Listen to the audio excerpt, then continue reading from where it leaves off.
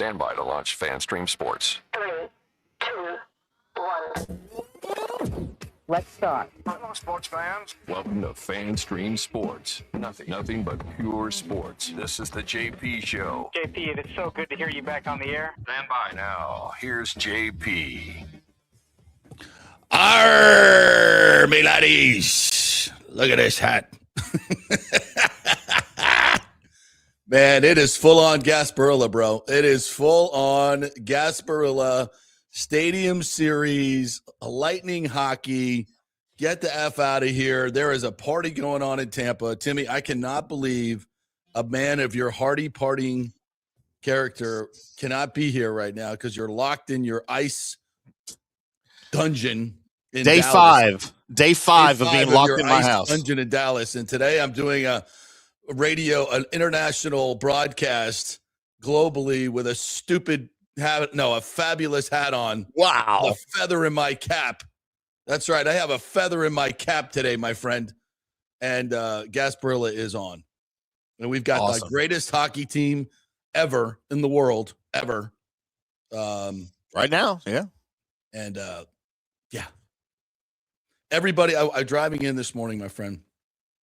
And if you drive through South Tampa, and I live like a couple of blocks off of Bayshore, it looks like a leftist protest is coming soon. There's absolutely fences everywhere, absolutely everywhere, and because everybody has to protect their property, and all the big houses and everything, but all the hotels, everything has fencing up everywhere, and people are already out this morning partying. Like I'm driving down South Howard, and there's people out for the daily eats, drinking, people in sparkly clothes, everybody's dressed up. It's gonna be freezing. So so many of the lovely ladies out there who had wonderful outfits planned have to go back to the drawing board because it's gonna be like feels like of about 18 on Saturday morning. But that's okay.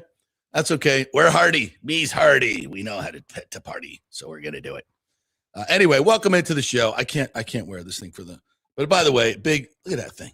You didn't even make it to the first break. It's kind of heavy and I'm sweating and it makes me look bad, so definitely take it off. Yeah, we don't need that. All right, stand by. We don't need me. That's enough. While you're switching over there, I'll address JS813 guy. Can Senor Hamm generate an AI image of JP, Timm, and Nick as pirates? So JS813 guy, I've done this previously for JP. Here's our JP pirate with the Bucs flag. This is an old JP one. Burgundy one though. Hold on. Yeah, I'll pull that one up too. And then that I one's had one of the internet by storm. One of JP and Nick here that I used as one of their show cards. And that looks nothing like Nick. That looks like some actor. I can see it. I can see Nick. No, nothing like Nick whatsoever. And that doesn't even look like me, but whatever. Looks like you when you got to go to the bathroom really, really bad and there's nowhere to go. I'm grunting one out right there, no doubt. A night of drinking. I gotta get this out. We have some other festivities from last night. We have the great John Franzone, producer extraordinaire of the Lightning game production, says, hey, the NHL wants you to do a Lightning Hockey Night Live. And we're going to record it after the game tonight, after we get because we need all the updated stats for the pregame show for Boston and Tampa Bay. So we'll come back in after the postgame show and we'll do it. I'm like, okay, cool. We're in full pirate regalia, the whole nine. And like, yeah, they want that. They want that. They want the whole nine. I said, okay, we can do that. We can do that. So we came back last night and did a Hockey Night Live. I think that's the middle one. If you want to throw that one up there. Yep. Got it. And a hearty. Ahoy, mateys and all you scallywags. Happy Gasparilla and Sunday Stadium Series. Sally. That was pretty good. Hey, not bad. My accent was a little off last night. It wasn't my normal. I don't know. I'm slipping a little bit. But anyway, it was super fun. Everybody's like, is your voice all right? I'm like, it doesn't hurt me when I do that. It doesn't hurt my voice at all. I have a naturally gravelly voice. It doesn't hurt it at all. So super fun last night. And what a game. The Lightning are now 16-1-1, Timmy, since like December 8th. 16-1-1, 11-1-1 in January. Their power play in the last month and a half has gone from the bottom of the league to, I think, a 12th now. And then the last month, They're clicking at 35%. 35% since Darren Radish in his 98-mile-an-hour blast, which he had another one last night on the power play. Cooch he kept his point streak going with a couple of points. I mean, this team is a wagon right now. And Hedman may be back for Sunday's Stadium Series game. McDonough came back last night. Braden Point will be back probably after the Olympics. Not sure if he's going to be able to play in the Olympics, but this team is just absolutely rolling right now. And it's, so much of it is just about, keeping it simple. They're defending so well. Last night, Winnipeg team that has been hot lately. They're kind of more like the President's Trophy team that we saw last year. Hellebuck was in net last night. I think they were 6-3-1 in their last 10 after going. They had a horrible spell in the kind of middle part of the season where I think they went 6-19. I mean, we decided yesterday with Brian Bradley on their 30 games out of first place in the division. Yeah, I mean, it's just brutal. But that's because Colorado's is freaking running away. Correct. But last night, they've played much better as of late. But the Lightning still locked them down. And then in the third period, they got 4 shots on goal, while the Lightning had 16. You want to talk about closing out a game, Timmy? And not sitting back and closing out a game, but getting after it, getting and playing in their zone, constant pressure, forecheck, can't even get out of their zone. I mean, they're down 2 goals most of the third period. They should be pressing, and they just can't even get out of their zone. And it's just constant attack by the Lightning, but responsible attack, not leaving their back end open, because you never want to leave your back end open. Never leave your back end open. No. Especially at Gasparilla, because there's booty hunters out there. Learn that lesson the hard way.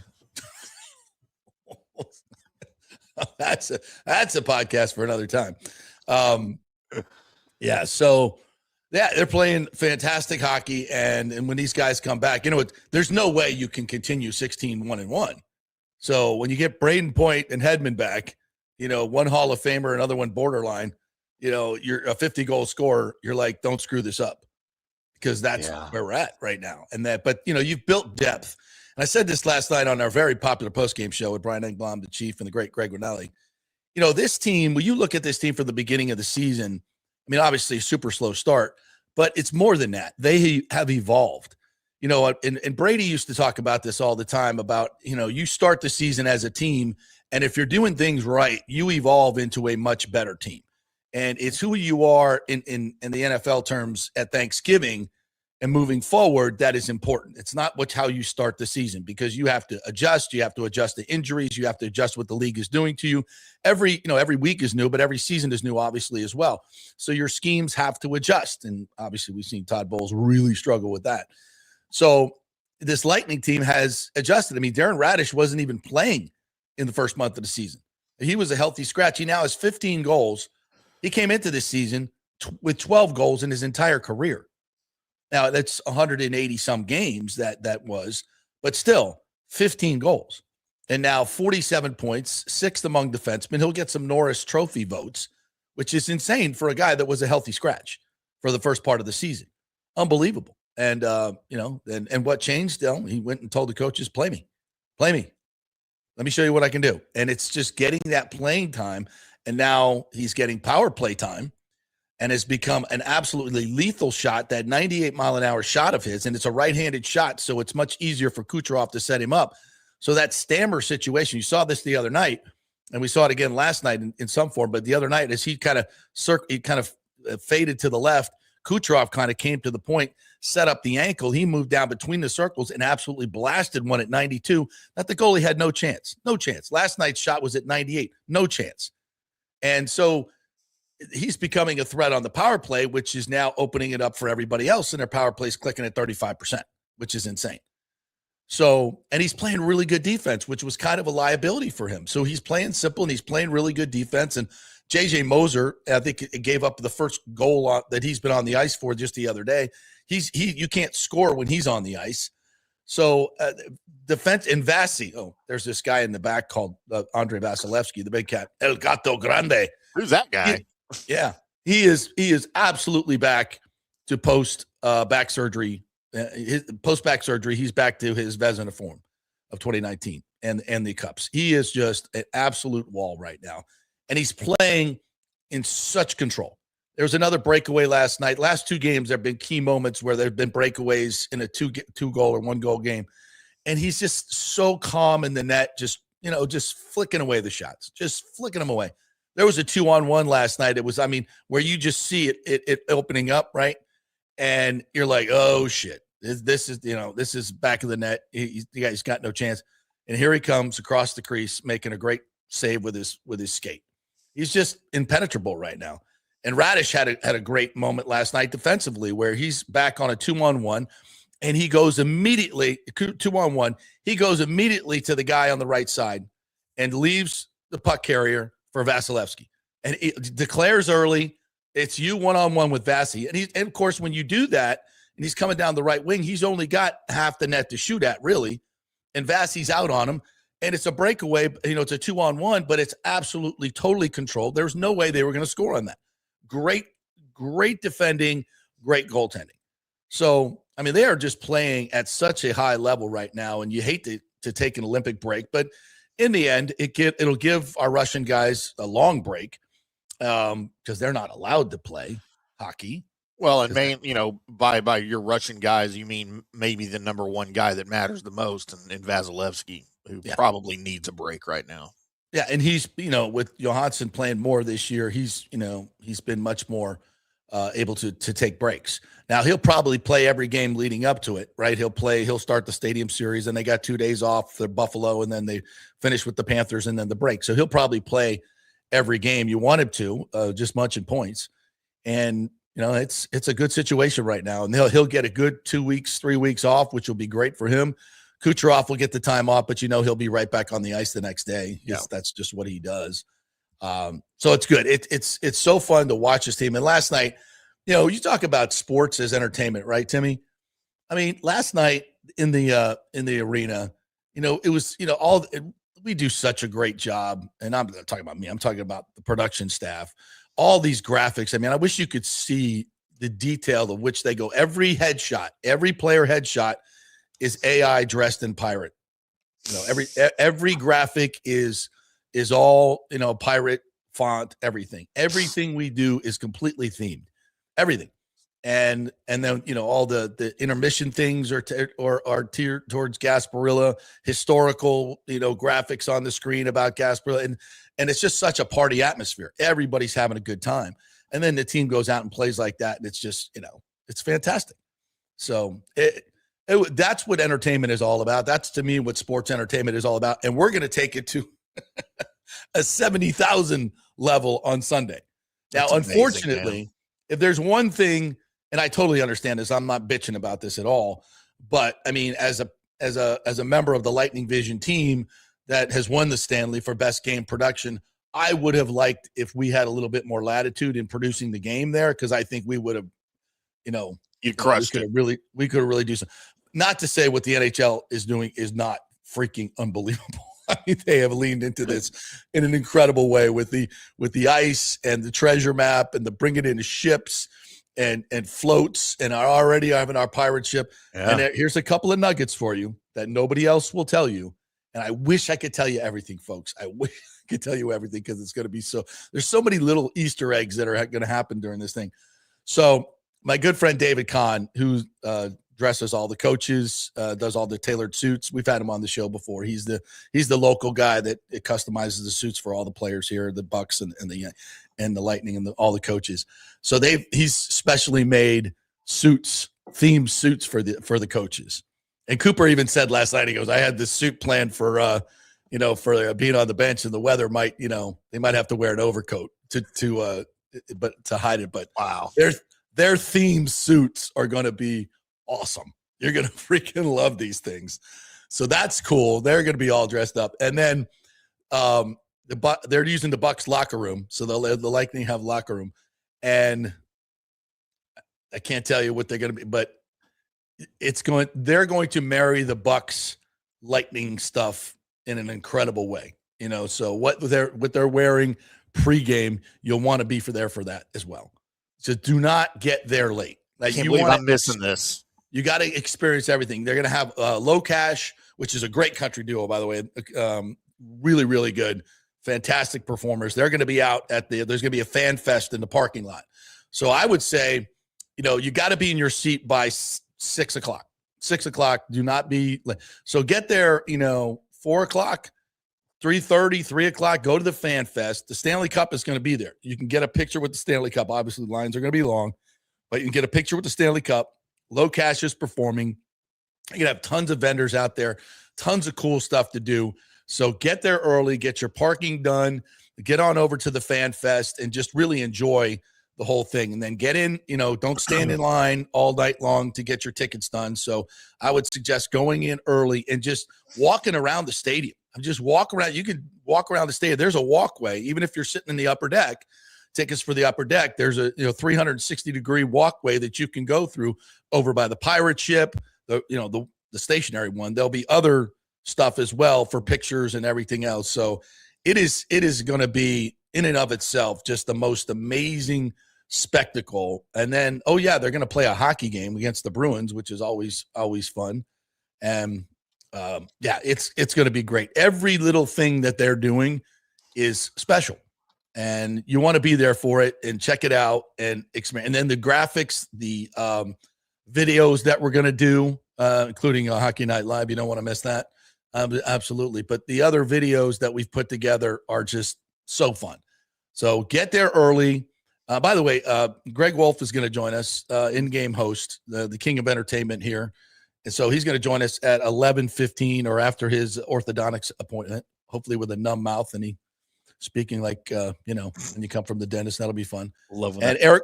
Erik Erlendsson is going to join us at 11:30 to talk the hockey side of all this stuff. So we got it all covered today, and we're going to have a lot of fun.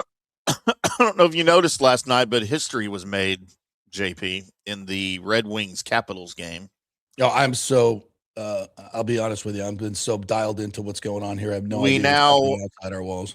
We now have a new all-time American-born points leader in the NHL, as Patrick Kane scored his 1,375th point on a goal in the second period against the Caps last night at Little Caesars Arena to pass one Mike Modano for the NHL record among U.S.-born players. Really? Yes, sir. I did not know that. Ironically, playing for the Red Wings, Patrick Kane, of course, finishing adding his my career extra with camera here so you can see it. Finishing with the Red Wings, where Mike Modano finished his career with the Red Wings, obviously. So sad news in Dallas, but good for Patrick Kane. Brett Hull, by the way, still the greatest American-born goal scorer of all time. At 741 goals. He is almost 200 ahead of Modano. Nobody will catch him. So, just a little NHL tidbit there. America, hockey go history. America. That's good stuff. America. Yeah, and boy, I'm getting ramped up for the Olympics now too. Have you seen the John Hamm commercials that they? Yeah.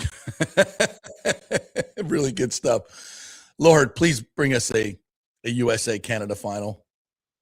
Can you imagine? Especially what's going on now politically. We need to have Trump sitting right next. Now to you're gonna make me do what I had to do in the freaking Four Nations Cup, aren't you? You're gonna make me pick. I'm gonna pick Canada every time. I'm cheering for Canada. You could be Canada. Well, I'll be USA, and we'll have a blast. I don't have an Olympic Braden Point jersey to wear because there's not one. Yeah. There's not. I don't know. Is there? I'm sure they didn't make one. I don't think there should be this year. There should be. Well, then I'm gonna wear, or if not, I'll wear my Braden Point Four Nations sweater. That'll work. I mean, it's probably going to be very close to the same thing. So yeah. All right. Let's get to by the way. Bucs. By the way, as a tease, yes, we're getting to Bucs, right? Yeah. I have some very timely Todd Bowles stuff we need to discuss here. I was going to ask you when we were getting into Bucs because we don't ever talk about stuff like that ahead of the show. Why would we? We want everything to be spontaneous. That's what it is. Best. Unscripted and off the cuff. Producing on the air. It's absolutely fabulous. I think nobody does it better than we do. We plan on not planning. Yeah. And it works well for us. I think it is. I think it's working well. Yeah. So yesterday, I don't know who's. I don't even want to give them a whole lot of run anyway. So Terry, I don't know who it was, but somebody came out and said league sources tell me that Mike Evans is leaving Tampa Bay. Better than 50-50 shot that he leaves Tampa Bay and goes to a contender. Wait a minute, we're not a contender now. No, we're not even a contender. Come on, get out of here. No. So right there, it's kind of a little bit weird. I understand there's a tier above the Buccaneers. I'm not being an idiot here, but I mean, we're not a contender. These two teams that are in the Super Bowl, by the way, 60-1 odds before the season started. So get out of here with that. The Bucs had higher odds, I think, than both of these teams. Probably. So let's just not be silly. So so everybody goes nuts on this here. Oh my God, Mike Evans is leaving, blah, blah, blah, blah, blah. So timely enough, Baker goes on Rondé Barber's show on Wednesday, and Rondé asked him about this, and he said, no, man. Listen, I don't know if I'm paraphrasing here. He said, I don't know if he's coming back. It's his decision, obviously, but it just feels like to me, knowing who Mike is as a competitor, knowing how much Mike loves Tampa Bay, knowing how Mike does not want to go out with an injury-riddled non-1,000-yard season. That's just not the way he is. He's obviously got still a ton left in the tank. That he thinks he's definitely going to play. He thinks he's going to play. But he also thinks he's going to play here. Now, I've also heard there's some local hosts here throwing out this theory that Mike doesn't like playing with Baker. I'm like, and this is, a dude that when Baker came here thought he was going to be trash and trashed him and was wrong again. So I get, seeing an opening, trying to take it. That is completely ridiculous. Completely ridiculous.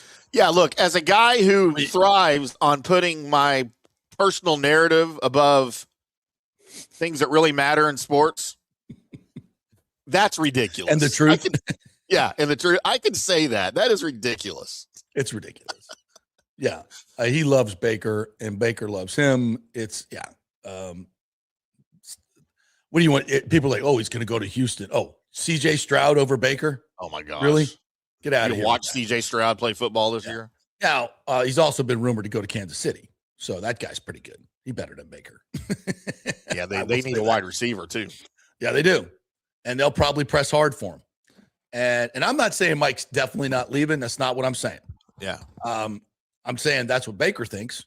And Baker thinks that he's coming back and will play in Tampa. And listen, I can't even imagine how tempting it is, especially after this season, and especially with Todd Bowles coming back as the head coach. I can imagine that might bother Mike Evans. He would never say it publicly, but we saw him walking off the field going 3rd and 28. 3rd and 28. He was not happy with the defense against Atlanta when we give up a 3rd and 28 and a 4th and 14. Against the defense that was completely predictable. And if Zach Robinson was being honest last at the press conference, he would have told you that. Oh, yeah, we knew they were going to run that defense. There was a honey hole right there. That was easy. 4th and 14, easy. We knew where that. We had two things. We were either going to go over the corner or dump it down to Bijan Robinson in the flat one-on-one with the corner with Vildor. Wonder how that was going to end. You'd be happy that he didn't dump it down to Bijan because he would have just taken it in for the touchdown. They only got 18 yards instead of a touchdown. But I digress. I think if Mike, comes back, he's going to be tempted to go play in Kansas City. Who wouldn't be? I want to go play with Patrick Mahomes the last couple of years of who wouldn't? I get that. So the Bucs will have to do some work. There's no question about it. They'll have to do some work to get him back. But I think in the end, it'll probably be the same thing that happened last time. His wife's going to say, the hell no, we ain't leaving. Let me ask you this, JP, in your professional connected opinion, do you think Bowles being here still and the coaching uncertainty and the fiasco that the Bucs front office is right now has any effect negatively on Mike Evans' decision if he's going to come back or not? Well, if we're being realistic, you'd have to say yes. I'd like to say no, but I'd have to say yes. Just looking at his body language, Yeah, I think Zach Robinson coming in as the coordinator is a real positive. And Zach didn't want to give up anything about Mike Evans, really, which is, smart. They're not supposed to be talking to the players anyway. So I just, again, go look what he did with Drake London. Okay. And I asked him that at the press conference. And then, looking at the pieces that you have here, and he said, yeah, I mean, well, just go look at what Drake and Kyle Pitts did this year. Yeah. And that's working with two totally different quarterbacks in kind of a dysfunctional system. So I think if Mike's honest, this offense is definitely going to open up. No question. If Todd Bowles leaves it alone, I could see this. And Baker said that during his interview with Rondé. It was another thing I think was really the headline is he just said, we got to be more aggressive as an offensive team. We have to attack more. And I totally agree with that. Liam was constantly on the attack. Grizzard, not so much. It was much more, I think, trying to be balanced in the run game, and you know where that came from. And if you've got these type of receivers and a quarterback like Baker Mayfield, get him out on the edges in the bootlegs. And I asked Zach about that too, and he definitely we played that bit the other day, and he lit up when I started talking about that because he knows Baker in his wide stretch system to get him out on the boot and the naked that's his game. That is Baker's game. You're playing to his strengths. And with these receivers, I'm excited about that. And I think Mike would be as well. Yeah. Would you rather play with Patrick Mahomes than Baker Mayfield? Sure. Of course you would. Of course you would. But you got to move to Kansas City. You got to play in the cold half the season. You got to uproot your family. You got to do all that. And you're not going to listen. Is Mike Evans a Hall of Famer and a Ring of Honor member here in the Buccaneers, no matter what he does, no matter where he goes? Absolutely. His legacy here is cemented. But I'm just here to tell you, Derek Brooks and Ronde Barber are just seen differently than John Lynch and Warren Sapp, I think. And not because either one of those guys wanted to go play someplace else. They just did. They both wanted to stay here, but they didn't. Ronde, they were trying to push him out the door, and he had opportunities to go, but he didn't. He stayed here. So I just think there's a little difference when you play your entire career with one team. And I think that matters to Mike. And his relationships with the organization, his wife's relationship with the organization, his family, his foundation, all of that comes into play with Mike. It's not just about football. He's not just about football. He's about so much more than that. And I think when he factors everything in, is it a notch below playing with the Chiefs? Yeah. Let's not forget the Chiefs are on the way down. And it's Patrick Mahomes is a great player. There's no question about it, but everything has a shelf life in this league. And I'm not saying Patrick Mahomes is taking a downturn, but how long is Andy Reid going to be there? That they kind of came back to earth last year. Now they could rebound. Absolutely they could, but it's not the wagon it used to be. Let's just be honest about that. So you're not going there and automatically winning a Super Bowl like maybe you could have said 3 or 4 years ago. Right. Fair? Right. So both teams missed the playoffs. Where do you go from here? I'm not saying again that it's 100% that Mike's staying, but I'm also saying there's a lot to keep him here. There's a lot to keep him here. And I would, if I'm a betting man, I would bet that he stays and probably signs another 2-year contract. Yeah. That's my gut feeling. That's what I would bet on. So we'll see. And that might be it for him, by the way, those last 2 years. Might be the last 2 years he get based on age and injuries and, Yeah. That would put him at 15 seasons and 34, 35 years old, which is about, where what if Fitz played till 38? Yeah. Gerald, I think he played till like 30. He stuck around a long time. I kind of feel like Jerry Rice played into his 40s, right? I know, but he was just a freak, though. Insane, right? Yeah, he could probably still play. Yeah. Better than his kid. Yeah. Yep. JS813 says, happy Gasparilla Eve to plundering Peterson, Captain Ironhammer, and all the dastardly pillaging Petermans. Well Good said. one, Good one. Well said. The scallywags at the TBT are at it again. Always negative, hardly a factual group be they. Well said. He continues. Thankfully, Outlaw Orestes is in our crew. Best navigator I've ever seen. Yeah, he was on point today. He is. You're gonna have to write the next Lightning Hockey Night Live, brother. Come on. Come on. Very well done. Very well done. Yeah, listen, there's another. I didn't even bother to read it today. You know, this guy, John Hill, who's a columnist, is just the most curmudgeon, hates Tampa, St. Pete, just so totally against this. And they're going to keep spewing out negative columns. I don't know what. Well, I do know. We've discussed what their agenda is, and it is what it is. Just stop reading it. You know, I'm like, it gives us some fodder for the show, but I'm like so over it. I mean, what pisses me off though, Timmy, is we should be like here in Tampa celebrating this opportunity with the Rays. Like we should be like, oh man, I can't wait to see the renderings, which hopefully will be coming next week.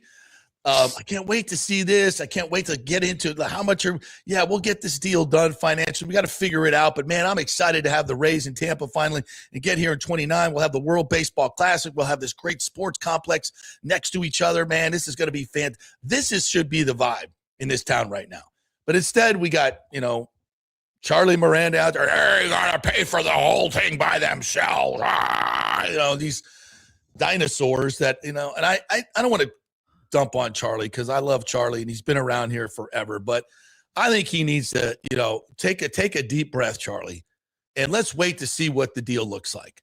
This could be an amazing thing for Tampa Bay. And to just go out there and start yelling and screaming about money going to billionaires before you've even seen what the deal is kind of silly. And I understand it politically. You want to be that guy. But let's, for the rest of us who live here in Tampa Bay, that maybe want to wait and see what the deal is and maybe it can make this a better place to live. Can we not just wait to see what the deal is before you completely trash it? It's not how people work, JP. But it's like we're all, and that's all you see is people trashing it. And so if you want an optimistic view of what could be and what I think is going to happen, go listen to the Big O show that we did on Tuesday or yesterday. Sorry. Mm-hmm. And it's very, and it's not pie in the sky. It's what these guys should be doing. I want to take a break and I want to come back and I just want to touch on a little bit of what we said yesterday. I want to get to all your comments as well. And we got our guests coming up. 11:15, Greg Wolf will join us, internationally known in-game host for the Tampa Bay Lightning, the best in the business. And he's coming out of anesthesia from a dentist appointment, so he'll be even better. And then Erik Erlendsson is going to join us as well to talk a little hockey. So we got it all covered for you here on the JP Peterson Show. Thanks to the great folks at Genesis of Tampa. By the way, in January, they have donated a portion of every sale and lease car to USF Women's Soccer. They are really, really big on promoting women's athletics, and they're starting with USF Women's Soccer. So another great thing that they're doing in the community. You can also win a gas card for a year, $200 up to $2,500 if you just go in there and do a test drive. Check out these fabulous vehicles, the best in technology and luxury and value. Incredible value with these cars. Genesis of Tampa, 801 East Bears Avenue, right off of 275. Back in 3 with your amazing, pithy, brilliant comments. Experience the art of driving at Genesis of Tampa, where luxury meets innovation and every detail is crafted for you. From the bold G70 to the refined GV80, Genesis delivers power, elegance, and technology years ahead of its time. Book service online, and our Genesis Experience advisors will pick you up and drop off your vehicle. If available, you can enjoy a courtesy car while yours gets a complimentary interior vacuum plus a generous offer for your trade. Every new Genesis comes with the Miracle Advantage Plan, 10 years or 250,000 miles of powertrain warranty and 4 years of complimentary maintenance.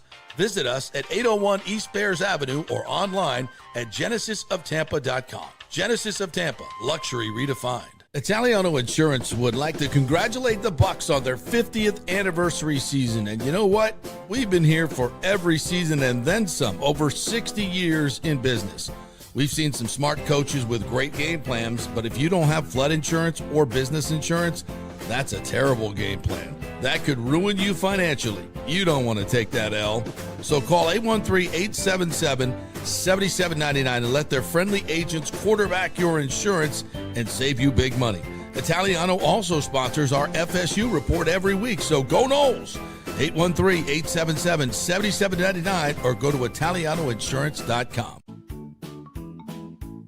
Sports fans, it's time to gear up. Head to FanStreamSports.com and check out our brand new merchandise store. We're talking bold t-shirts, 3/4 zips, hoodies, hats, mugs, and more. Everything you need to rep your favorite shows and your favorite crew. Whether you're rolling with the JP Peterson Show in Tampa Bay, From the Rough in Dallas, the Tim May Show featuring Clay Hall, or the Jeff Thidoff Show in Ohio, or any of our FanStream Sports original programming, we've got the perfect look for game day and every day. So don't wait. FanStreamSports.com. Click merch and grab your gear now. Wear the stream, live the stream, FanStreamSports.com.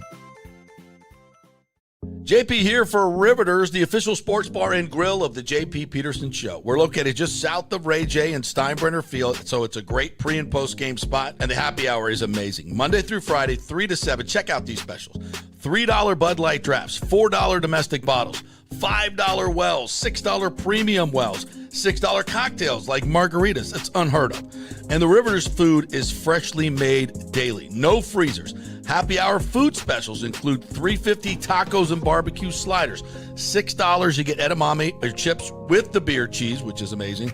$8 buffalo chicken dip, my favorite. The truffle fries, chili cheese fries, also $8 at happy hour. As well as other specials throughout the week, including Taco Tuesdays, you get $3 tacos, and Wing Wednesdays, 7 o'clock to 1 a.m. in the morning, you get our amazing wings, 5 for $5 and $5 wells and wines. That's a good Wednesday night. So if you're tired of the preppy, overpriced, generic sports bars, come see the amazing, friendly bartenders and staff at Riveters, where customer service really matters. Riveters, just south of where the Rays and Bucs play. We'll see you there. Hey, kick off the new year by impressing her with a real diamond, a natural diamond, from Golden Diamond Source. Don't start with a fake diamond, guys. That's a really, really bad idea.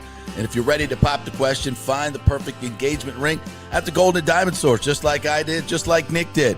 It is the best selection, the best staff, the best everything.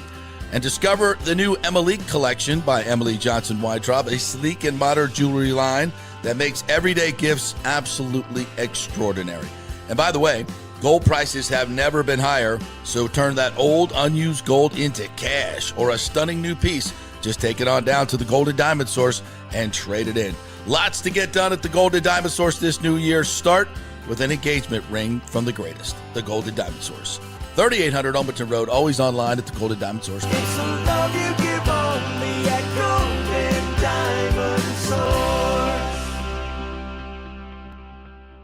Let's go. Right now, back to the show on FanStream Sports. All right, welcome back to the JP Peterson Show. It's getting a little toasty in here. I need to take my sweater off. Going to be 66 and sunny for today's Gasparilla Pirate Fest golf tournament at Palmacia. That sounds perfect. So while you're stuck in there, iced over, I'll be playing golf. Nice. Brought to you by the great folks at Riveters, who are putting together an incredible Super Bowl party. You will want to get your reservations in for this, folks. And so if you don't want to spend $250 at some other preppy sports bar, which you're going to get crappy food and an attitude from the guy behind the bar, go to Riveters, where the staff is fantastic. We love the ladies over there. And they do a great job, and they're going to make you have a great Super Bowl, and they're going to give you the best food, the best fresh food, the hazy IPA that they make right there on their microbrews. They have a sour as well, a light lager that's fantastic. They even have a seltzer they make right there as well. So Riveters is what it's all about, folks. The best sports bar in all of Tampa Bay, without question. Indoor, outdoor, take your pick. They have it all. It's a really cool place and great quality as well. Riveters, Tampa. Which, by the way, will be your official Rays watch parties spot coming up. So if you can't make it over to the Trop, you go over to Riveters and watch baseball, which is coming up, man. Spring training in less than 2 weeks, dog. How about that? That's what I hear. Pitchers and catchers reporting. Why do the pitchers and catchers have to come in first? Because they're the dumbest and they need the most work. I did a little bit last night with the stuffed parrot. Yeah, I saw that. You see that? Yeah. I said, that's my parrot, Kachuk. Why do we call him Kachuk? Because it's the dumbest name we could think of. Arr. Thank you. I had to keep it clean. That's pretty good. Yeah.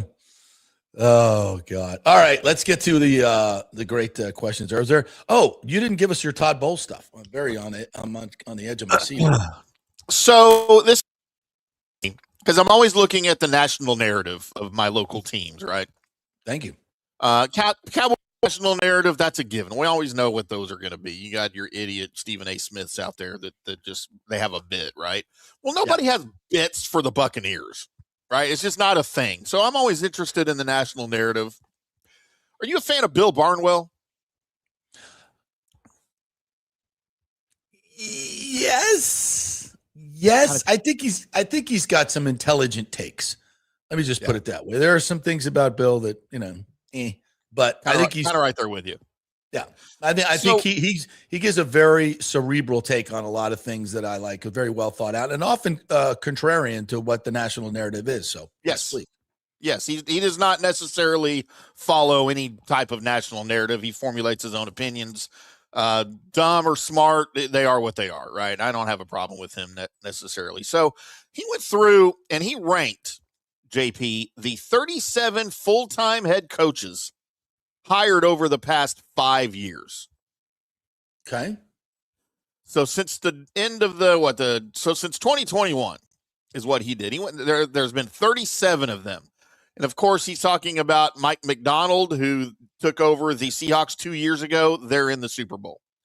Mike Vrabel took over the Patriots in one season. Now they're back in the Super Bowl, right? So he's not counting any of the interim coaches who did not earn full-time jobs, strictly the guys that were hired as full-time coaches. There's been 37 of them. Where do you think Todd Bowles ranks 1 through 37? Out of all of those head coaches, and remember, there were some bad ones. Look, I will give you number 1 and I will give you number 37. Okay. Number 1, Dan Campbell. Right. Because he's done great work over 5 years. Got a 571 winning percentage. I don't have a problem with that. Number 37. I mean, this is a no-brainer if you think about it. And if I gave you time to think about it, you would unquestionably come up with the name Urban Meyer. Oh, got it. That was so short. I totally forgot about that. Yeah, but yeah.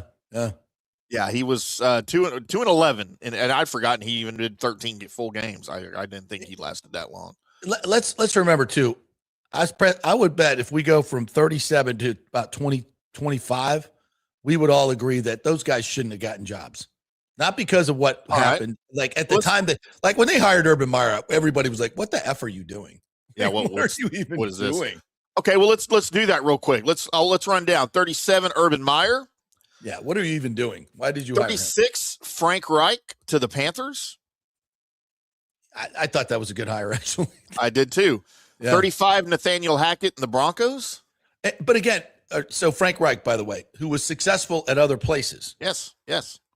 That was a Carolina. That's a David Tepper. That's not even on. That's an organizational failure. It's not an organizational shit pile. All right. So 35 Nathaniel Hackett to the Broncos. Fired after a 4-11 start in his first season. He had no clue. He was in over his head. Yep. 34, and I forgot this guy even coached. David Culley at the Texans. Fired after a 4-13 start in his first year. Never should have got the job. Nope. 33. There's a theme here. Lovie Smith and the Texans. Fired after a 3-13-1 start in his first season. Was so cooked. Well, I mean, come on. Yeah. How cooked was he? You saw what he did at Tampa, and then you hired him. Yeah, bad move. The Texans. Yeah. Come on. Josh McDaniels to the Raiders. Yeah. Number 32, Josh McDaniels to the Raiders. Again, like a coordinator that I think most everyone would, if you met him and talked to people who work with him, the dude's totally quirky. He's asocial. He's not a leader of men. He's just a good, nerdy offensive coordinator. I mean, I don't see how anyone Exactly. But how could anyone look at him and say, oh, yeah, this guy is a leader of men? No. He's a great play caller. Yeah. 31, sticking with the Raiders, Pete Carroll. Again, totally cooked. Lasted one season. Totally cooked. Number 30, sticking with the Raiders, Antonio Pierce. Speaking of organizational shit piles, yeah. Good God, right? Yeah. I mean, Antonio Pierce, number 29, Aaron Glenn to the Jets. I don't know that we can grade that whole thing yet. That whole organization's a mess, and I think he's doing his best with what he's got. I thought he was really going to bring them a jolt. I did too, and he might in his second season. He's made some changes, to the coaching staff. Number 28, Brian Callahan to the Titans. Again, hiring an OC who doesn't call the plays underneath that works underneath a brilliant genius. I just don't get that. Doesn't work. 27, Gerard Mayo, Patriots. Gerard Mayo, I thought was a good choice. I really did. And I also thought that I think Gerard Mayo's there more because Mike Vrabel was available. Let's just be honest. I think if Vrabel wasn't available, I think Gerard Mayo's still the coach. So, and again, all these things have different reasons why they went bad. Most of them are, what were you thinking in the first place? There were other agendas or other things going on in some of these cases. Yeah. 26 is Jonathan Gannon of the Cardinals. Lasted 3 seasons, went 15-36. Mm-hmm. I don't have a problem with Gannon as a DC. I just don't think he's head coach material. Number 25, and how this is this low on the list, I'll never know. Matt Eberflus to the Bears. I guess because he lasted almost 3 full seasons there. Yeah, that just seemed like it was bad from the beginning. Yeah. Number 24, JP, Raheem Morris to the Falcons. Yeah. 16-18 in 2 seasons. Number 23, Dennis Allen to the Saints. Mm-hmm. Finished before the end of his 3rd season. 22, Arthur Smith to the Falcons. I never understood that hire. I mean, he went to the Super Bowl, I guess, but, whatever. 21, Brian Schottenheimer to the Cowboys. I think that has yet to be determined if that's the right move, and I think it is. What was the record this year? 7-9-1. 7-9-1. Okay. With a historically bad defense. Yeah. Number 20, Ellen Moore to the Saints. And this is all based on winning percentage. Is that correct? It's just based on his rankings. I'm sure he took those into account. Yeah. Because, Kellen Moore, 353, 6-11 in 1 season. He's ahead of Brian Schottenheimer at 441. So I don't think that, that's not the full deciding factor. Brandon Staley to the Chargers at number 19. Are you starting to wonder where Todd Bowles is? Yeah. Well, listen, by his record, it's not terrible. I think he's a 516 percentage. Right. So we're getting close. I mean, I factor in the playoffs. So as the playoffs, he's 36-36. Let's see. Brandon Staley was 19. 18, Dave Canales to the Panthers. 383. So where's Bowles? We're not going to go through the whole list. So where's Bowles? Bowles is number 12. Number 12. And here's the narrative that as to why. Bill Barnwell says over at ESPN.com, taking over for the retired Bruce Arians after winning a Super Bowl as Tampa Bay's defensive coordinator, Bowles has kept the Bucs atop the NFC South for most of his tenure. He was able to transition the Buccaneers from the end of the Tom Brady era to the start of the Baker Mayfield tenure at quarterback smoothly, and Tampa has been solid in the postseason, blowing out the Eagles and playing the Lions and Commanders tough in competitive losses. Then he gets into this year. After the Bucs blew a 6-2 start to the season and missed the playoffs, though, Bowles has understandably faced some criticism. Tampa Bay fired offensive coordinator Josh Grizzard after 1 season, meaning Mayfield will have his 4th coordinator in 4 years with the Bucs. Bowles' defense have also struggled to live up to what they were doing while he was focusing exclusively on that side of the ball, as Tampa Bay is ranked 11th, 16th, 18th, and most recently 16th in EPA per snap. I think Bowles is a good coach, and he has improved his late game decision-making after maybe he was improvising after being too conservative earlier in his tenure. But 2026 seems like a make-or-break year for his future in Tampa. I think that's generally right. I think as far as a national narrative goes, that's pretty good. I think that's about as spot on as I've seen. Top half, top yeah. whatever. Liam Cohen, by the way, 11. So yeah, and if you're wondering, and if you were starting, what's that? Go ahead. Ben Johnson 8, Kevin O'Connell 7, Sean Payton 6, D'Amico Ryans 5, Mike Vrabel 4, Mike McDonald 3, Nick Sirianni 2, Dan Campbell of course 1. So there you go. So I think if you're looking at from a national narrative, I think that's pretty close. But again, if you were ranking head coaches in the league totally before this season, where would John Harbaugh have ranked? Top 5? Top 5? Absolutely. I think, right? Top 5. Where would Sean McDermott rank? Where would Mike Tomlin rank? Top 10? Top 7, yeah. Yeah. I think all three of those guys would be in the top 7. Okay. If not, yeah. I'll give you that, yeah. Fired. All fired. Now, Tomlin wasn't fired, but we all know what that situation was. Probably headed that direction. Yeah. And, because Pittsburgh doesn't fire coaches. Exactly. But so it's to me, again, everything is nuanced. And this is the AI world we live in, right? Everybody wants a black and white answer, right? We want a black and white answer, fact, not fact, good coach, bad coach. It's very much a gray area. It's a very much a gray area. And it's a very nuanced discussion. Jim Harbaugh is a really good coach. And John Harbaugh, really good coach. His time may have been up there. It gets stale. You're a good coach, but your message gets stale. Yeah, it is. Tony Dungy. Did he get fired for being a bad coach? No. Message got stale, couldn't get you over the top, needed another place to go where maybe they had a superstar quarterback and the offense was already good to fix the defense to put him over the top. Bingo, bongo, go to Indianapolis, win a Super Bowl.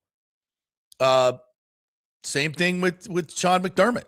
It's like, it feels like it's just run its course. He's a really, really good coach, but we need something to get us over the top. Just a different mental, and it can blow up in your face. It can blow up in your face. Like, you may go back to irrelevancy, Buffalo, if Joe Brady isn't that guy. Especially with a first-time head coach, Joe Brady. You don't know how the players are going to respond and how he's going to respond. But I think, there's, if you're an owner and you feel like you're in the building and you understand what's going on and you have so much more information than anybody on the outside who's just going to look at records and look at numbers. Oh, divisional championships. Look at his record. How could you fire him? Blah, blah, blah, blah, blah. It's not that simple. It's not that, especially in a game of football where inspiration, motivation is a factor. You've got to get guys to play at that ultimate level. How do you do that? That's a really interesting conversations with around the Atlanta Falcons with Arthur Blank when he was moving on from Mike Smith to Dan Quinn and within the organization. And, Mike Smith was a really, really good coach, took him to the Super Bowl. But Mike was a very old school type of coach. He was, there wasn't, he wasn't into motivational techniques. He wasn't into, acronyms and stuff like that. He was just a very boring, quite frankly, solid football coach. And you'll notice he hasn't got another opportunity since then either. No, and it's because, he's a bit of a dinosaur in that regard. And, and Arthur is a very much a forward-thinking, touchy-feely, emotional kind of guy. And relationships mean a lot to him, and motivating humans and all those things mean a lot to him. It's why he's been so incredibly successful in his business life with Home Depot and everything else he touches. It turns to gold. He's just that kind of guy. And Mike was not that type of coach. And he wanted somebody that was going to be that other type of coach. And he hired Dan Quinn. And it worked out pretty damn well in the beginning. And Dan Quinn's the opposite of Mike's, totally opposite. He's all those other things. He's a really high energy, very super positive, optimistic bully, that type guy, kind of a Dave Canales type. And that works for a lot of people, and it works in coaching. I mean, coaching is a lot about, taking that piece of clay that you got and just making, the best, the statue of David out of it. That's what good coaches are supposed to do. to mold that potential into something amazing. And there's modern ways of doing that. There's old school ways of doing that. And that's why coaching is such an art and a talent. You can't just go by, oh, here's your manual, go do this. No, that's not how it works. In the world of AI and everything else, I like the fact that there's a human element to this. And when you look at Todd Bowles, there's a human element to it. And I think, it's obviously the Glazers don't think this way, but I kind of lean towards guys that are much more forward thinking and tap into that motivational aspect of coaching. I think it matters. I think it really, really matters. I think especially in this day and age when everybody's looking for an edge, to get the best out of that guy. How do you motivate each and every player? How do you get inside that guy's head? I think Todd is much more of a Mike Smith type. And it's not to say that that's bad, but I think it's also kind of a dinosaur mentality in this league. And everybody's looking for that secret sauce that's going to put you over the top. Because, again, everybody has the analytics. Everybody runs the same plays. The talent in this game is motivating your players, play calling, managing games, all these human decisions that you can't do with analytics. And that's, to me, is the secret sauce. That's the genius of it. And those are the people that are thriving in this league. I mean, not to be a jerk about this, but I don't think it's that hard to go 8-8 in this league. 9-8, 8-9. I don't think that's special. I think with the way this league is set up, it's set up for parity. You're given 8-8. I mean, you really are. You're given 8-8 with the schedule, drafting, all the other things that the league does for parity, salary cap, right? Evening out the talent. They do the NFL is the best league of trying to create a level playing field. So I think every coach goes into the season with 8-8, and if that's all you're doing, what are you doing? Yeah. What are you doing? That's what I see in Todd Bowles. I think he was at one time an elite defensive coordinator when he could focus exactly on that, to Barnwell's point. As a head coach, no. And you see this all over the league. There are guys that should be coordinators, and then there's guys that should be head coaches and leaders of men. This is just my opinion, and if Todd was watching this, he'd probably go, "You're an idiot." I'm like, yeah, well, yeah, probably. He might be right. That's okay. He might be right. He's definitely right.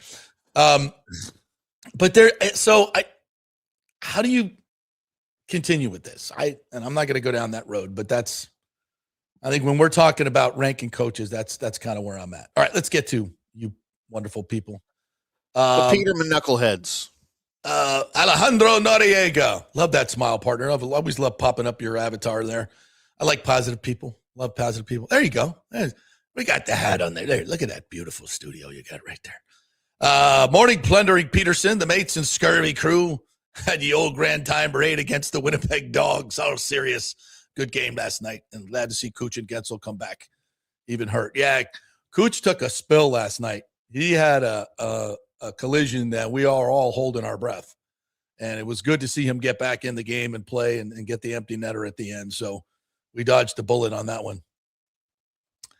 Let's say tear it down now says, I think JP Pegleg Peterson rolls off the tongue pretty well. It does, doesn't it? Got a bad visual right there. Yeah, you did. Danny boy, good morning to you. Say good morning, gentlemen. I see the debauchery has already started. As for the Lightning, yes, we're winning right now, but the real test will be in a postseason. Oh, man, you had to spoil it, didn't you, Danny? Although, I said it last year. I'm not scared of the Panthers. Bring them on. It didn't work out so well. But why can't we just be excited for what's happening right now and not look at it? Yes, exactly. Let's the power of now, right? So let's stay where we are. Let's keep our feet where we are and enjoy the moment. Don't let your tomorrow ruin your today. Okay? Let's do that. Lonnie Wilkins. Hello. Good morning to you. Are you still in Chicago, Lonnie? Get your ass down here. For the Rays roster, since they traded guys like Randy, Lau, Josh Lowe, Isaac, etc., they haven't replaced any of them with what feels like an impact player in a few years now. Durham is good, though. Hello. Hard to argue that fact, really. But again, what is Josh Lowe? He had one good year. and I think we got tired of waiting on him to get better. And, again, you can look from the outside and you can look from the inside, and you got to kind of trust Eric Neander that he looks at Brandon Lau and Josh Lowe, both of them, and says, what are the chances that these guys are going to eventually become, really consistent good players for us? And as you know, and Brandon at 31 years old or 30 years old, I think it was 31 homers. It's like in a chronically bad back. What are the chances that he continues to do that? Probably not good. And I'm gonna take a break right here on this particular moment, and we're gonna come back on the other side, and I'm gonna kind of encapsulate what we said yesterday about the Rays. And I'll get to the rest of your comments as well. I think it's important to understand what the future looks like here. All right, we're brought to you by the great folks at Italiano Insurance. If you have not done your insurance checkup, what are you waiting for? I mean, times are tough financially here, guys. It's not just what you make, it's what you keep. And if you can save money on your insurance, things that you have to have, well, by God, Italiano Insurance is there to make that happen for you. Give them a call at 813-877-7799. They do all the work. You get all the savings. That's how it is. They will go through the dozens and dozens of companies that they represent and see if they can find you a better deal. So just give them a call, 813-877-7799, and a human will answer the phone that speaks wonderful English and will transfer you to someone else who speaks wonderful English, and they will be able to serve you in this capacity. It really does. It really, really does, if you know what I'm talking about. Oh, call centers in the Philippines really, really make me crazy. Not that they're not great people. They are. But if I can't understand what you're saying, you're really not going to be able to help me. Yep. Italiano Insurance, you won't have that problem. 813-877-7799. Back in 3. Well, the folks at Third Generation Plumbing and AC want to say thanks for making them so dadgum busy. Of course, advertising on your favorite Tampa Bay sports talk show helps, but it's their incredible customer service, honesty, and integrity that have earned them tons of 5-star reviews. And now you could be part of the team at Third Generation. Yes, they are so slammed, they need to hire more certified AC technicians and plumbers. It's a great family business to work for. My buddy John Rodriguez runs an old school family business since 1995. They pay well, give you all the holidays off, and they offer great benefits. No cold corporate atmosphere here. You're part of the family. If this sounds cool to you, call them and apply at 813-961-8024, or you can email your resume in at thirdgenerationplumbing.com. Just go to the website, you'll see the button, email them, or call them at 813-961-8024. And don't forget about the $169 yearly maintenance special. It's a no-brainer, guys.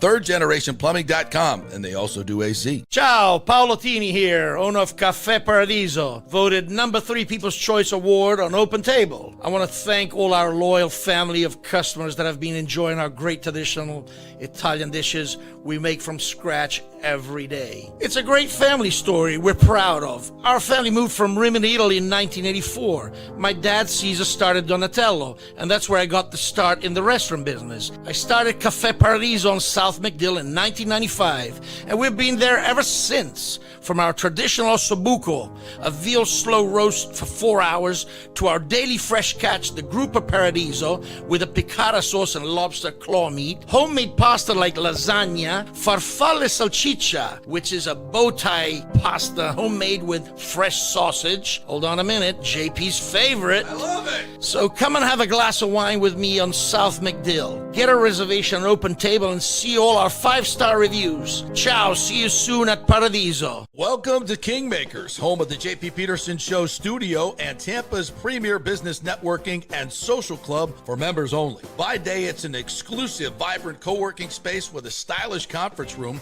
focus rooms, a full production studio, and an in-house marketing team. And by night, Kingmakers transforms into a sports-centric social hub with a full sports bar, golf simulator, and exclusive events. For young entrepreneurs and seasoned professionals, it's the perfect place to work hard, play hard, and make big moves in Midtown Tampa. Close the deal, celebrate the win. Only at Kingmakers. Become a member today at kingmakerstampa.com. Your business, your club.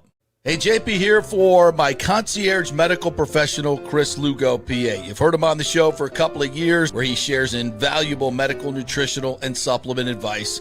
With Chris, it's like having a medical provider as your best friend.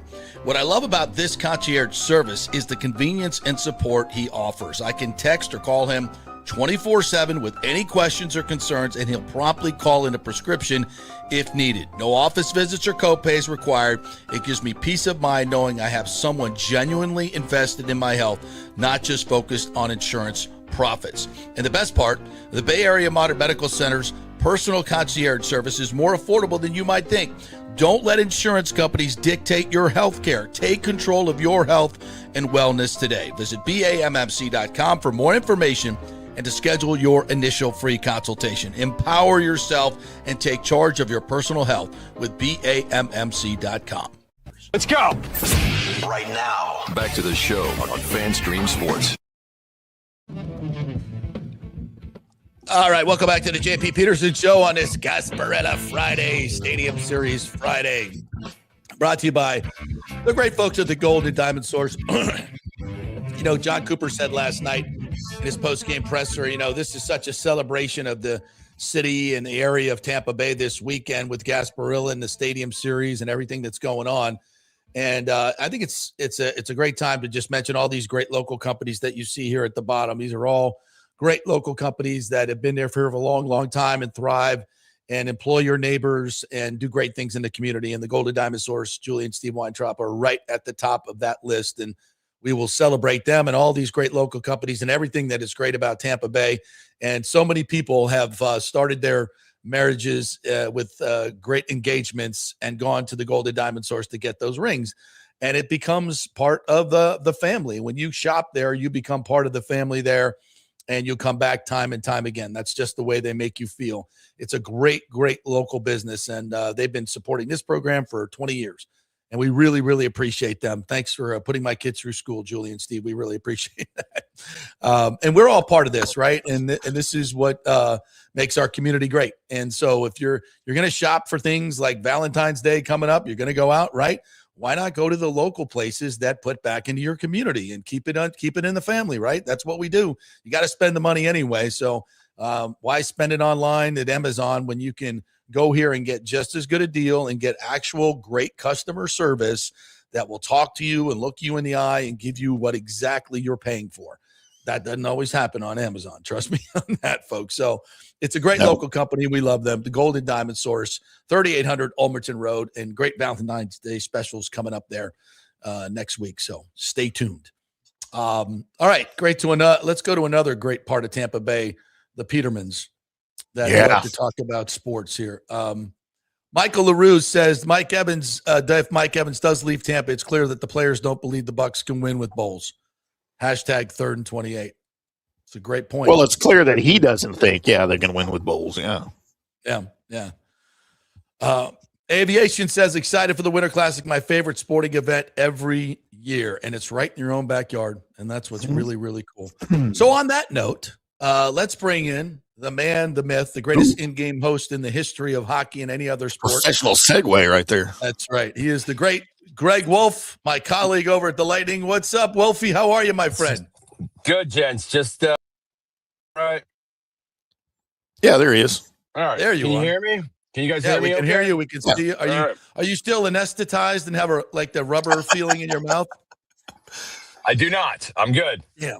I'm good. Damn. Everything's good, man. I'm ready for Gasparilla. It's gonna be a cold one tomorrow. I'll be hosting the Lightning Float. So if you're out at braving the Shiver Me Timbers vibe tomorrow, I will be out there. So look for myself and Thunderbug and the whole squad in the Gasparilla parade. And then Sunday, wow, man, I don't think the hockey gods could be shining down on us any better with a potential snow flurry or two, maybe making their way to Raymond James. It's going to be exceptional, man. So I hope if you're coming out to the game on Sunday, you will come by FanFest and check myself. MC White will be DJing, Low Cash performing. You do need a game ticket to get into FanFest. I've told people that 1,000 times because, again, I've hosted a few stadium series in other cities. I've hosted a few Winter Classics, Heritage Classic, and sometimes I feel like the fan fests that they have going on in those cities, I felt was like open to everybody, but there wasn't that concert element. So this event in our city does require a game ticket to access FanFest. Now, it doesn't mean you can't still go down to Raymond James and party, because there's a ton of tailgates happening all around Raymond James Stadium, the Leatherheads. We've got some of our crew. We got DJ Kaz over at Midtown. So there's stuff happening all around Raymond James Stadium, but we'll be in the heart of it all at FanFest. I just saw Times was reporting and had the renderings of Tim McGraw is going to float onto the stage. Is going to be a floating stage and a barge, and the big tent that they're rolling off, they're going to put in the south end zone and then cover that to be part of actually the lighting. Like, what the hell? This thing is going to be unbelievable. That's what and people that were on the fence, and I've heard it from a lot of people, and I get it. It is not an inexpensive ticket. It's not cheap. I get that, but I've been putting it into the same hemisphere as a Super Bowl. When is the next time that Tampa is going to get a stadium series or a Winter Classic? Is that 10 years? Is that 15 years? I have no idea. Are you going to be still in Tampa, JP? Am I still going to be here? I have no idea. Right. I have no idea. So this is one of those events where this is not just a standard hockey game. You're going to get 5 hours of a pregame festival, a live concert event from Low Cash. Then you're going to get the actual mystique of the game itself. Oh, and by the way, there's a Tim McGraw concert in the middle of that as well. So it's way more than just, oh, we're showing up for a hockey game. You're going to get a full day of entertainment, excitement, hype, weather, the whole vibe. It is absolutely worth every dollar that you're going to spend, and you're going to get your money's worth. I guarantee it. You mentioned the snow, man. I want to see, because it's going to happen probably late Saturday night, early Sunday. Yeah, a camera shot, like a high camera shot at Raymond James Stadium with the flurries coming down on the tent and the whole setup. I mean, are you kidding me? It's unreal. And this is, I'm an optimist bully myself. I hate when people bring up the negative on anything. I always want to look at the possibilities. How many times have people said, you can't do a game in Tampa, an outdoor game? It's too hot. It's too hot. It's like there's never, and I get that. I totally get that. But these are the things that can happen. Why would you discount doing anything because you think that it might be too hot that day? And it was 80 degrees last week. I get it. But guess what? That didn't stop them. They figured it out. They came up with a great idea to make the ice, and then lo and behold, they may have to heat the ice because it's freaking cold. And I saw that today. They're like, they may actually have to heat up the ice to get it not to be that cold. Because we actually had Derek King, who's the vice president of hockey operations for the NHL. We had him on the Bolts block party. And, we talked about the different types of ice conditions. If it's too warm, it can be gritty. It can be pitty. If it's too cold, he said the ice conditions can also play a factor. And it's both variables. You do not want an extreme on either way. And like you just said, we're going to be colder for this Stadium Series game than the one I think that was in Denver and Tahoe. Like, it's crazy to think that. But here we are. It's going to be one of the coldest days we've had in like 20-something years. It's mind-boggling, but it's like literally the hockey gods have shined down on Tampa Bay and said, we're going to make this the best possible environment for these hockey fans. And Boston fans got to be loving it too. They're coming down here, and they're going to get what feels like up-north hockey in Raymond James Stadium. It's going to be unreal. I don't know if the Boston people who spent, $1,000 a night to stay on the Clearwater Beach in some swanky hotel are going to love walking out on the beach tomorrow morning when it feels like 14. So I don't know. They might be a little disappointed, but what the hell? Screw you. Our snow is a little bit different. Our white sand beaches, that's our version of snow down here. So that's so funny. Greg Wolf joining us, in-game host. Now, you've hosted a lot of these, right? So I have not been I went to the one in Nashville, and it was cool. But I don't remember them having a pirate map on the floor and having a concert barge come out and all these different Easter eggs that are going on with this setup. Is this different? Have they really crushed it this year? Is this the best one you've ever seen? Obviously, you're biased. I get it, but it seems like they've gone way over the top.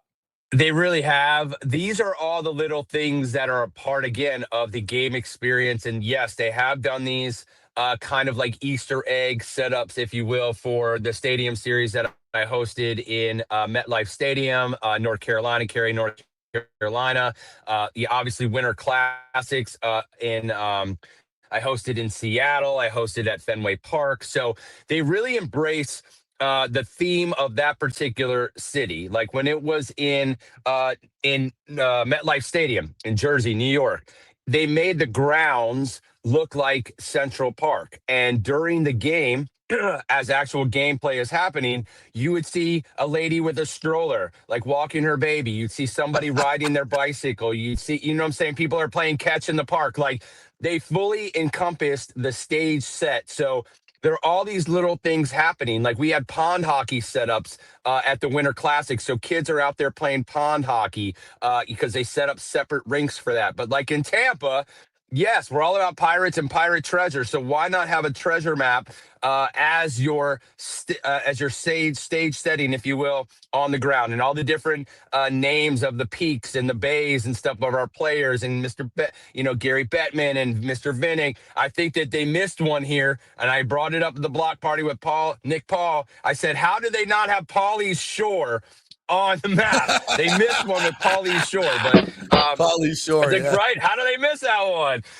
Paulie's Shore. I'm like, they missed it. But yeah, so there's going to be all these things kind of happening on the field level during the game. You might see a pirate fight. You might see somebody in a rowboat. It's just that's part of the mystique of it. And I really do think that they knocked it out of the park. They got a little inspiration for the set design from the Gasparilla Bowl, because our end zones for the Gasparilla Bowl were like that treasure map. So kudos to Scott Glazier and the crew out there for kind of maybe being a little inspiration for that. But yeah, it's going to be a spectacle. And again, they have to wow fans. You can't just make this a standard game. You need to be wowed. You need to go, what is that? You need to not know what's going to happen at every corner. And that's what I think they've really been working on for the last 2+ years on figuring all this out for our city of Tampa, and it's going to be exceptional.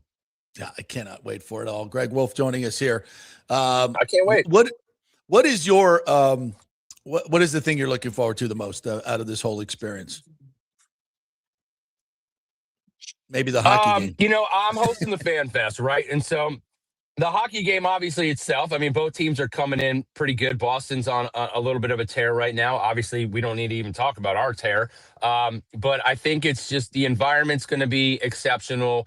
Yes, we've seen our Lightning play, like you said, in Nashville. I was privy enough to go over to Stockholm to watch the Global Series and host that. So I've seen our boys in different environments, but this one's different. This one's in your backyard. This is going to be, rabid Lightning fans. People are saying, oh, it's going to be 50-50 Lightning in Boston.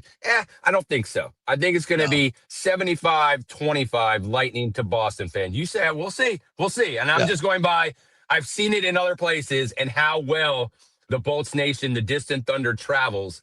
I'd be hard-pressed to think that it's not majority Lightning fans at our game. But the Fan Fest is going to be unbelievable. The amount of national sponsors that have brought their interactive experiences up to levels I've never seen before. The stuff that they have planned is, again, unlike any other Fan Fest I've been a part of. Just our Lightning activation alone with the human claw machine, where if you guys have ever been to an arcade and you see the claw machine that goes in and gets you prizes, well, ladies and gentlemen, you, the human being, are the claw. They literally strap you in and they will harness you down into a pit where you get to literally reach in and try to grab Thunderbug plush animals, game tickets, who knows.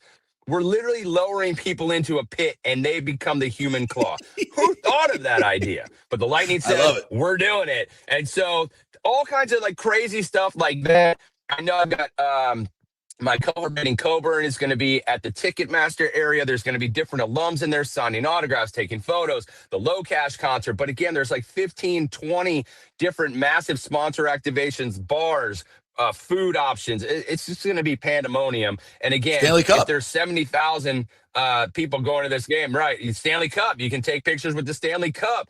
Again, there's so much going on. So I'm really looking forward to hosting the Fan Fest, partying with our fans. We're going to have contests. We're going to battle Lightning fan versus Boston fan in a couple different competitions. What time does that start? What time does Fan Fest open up?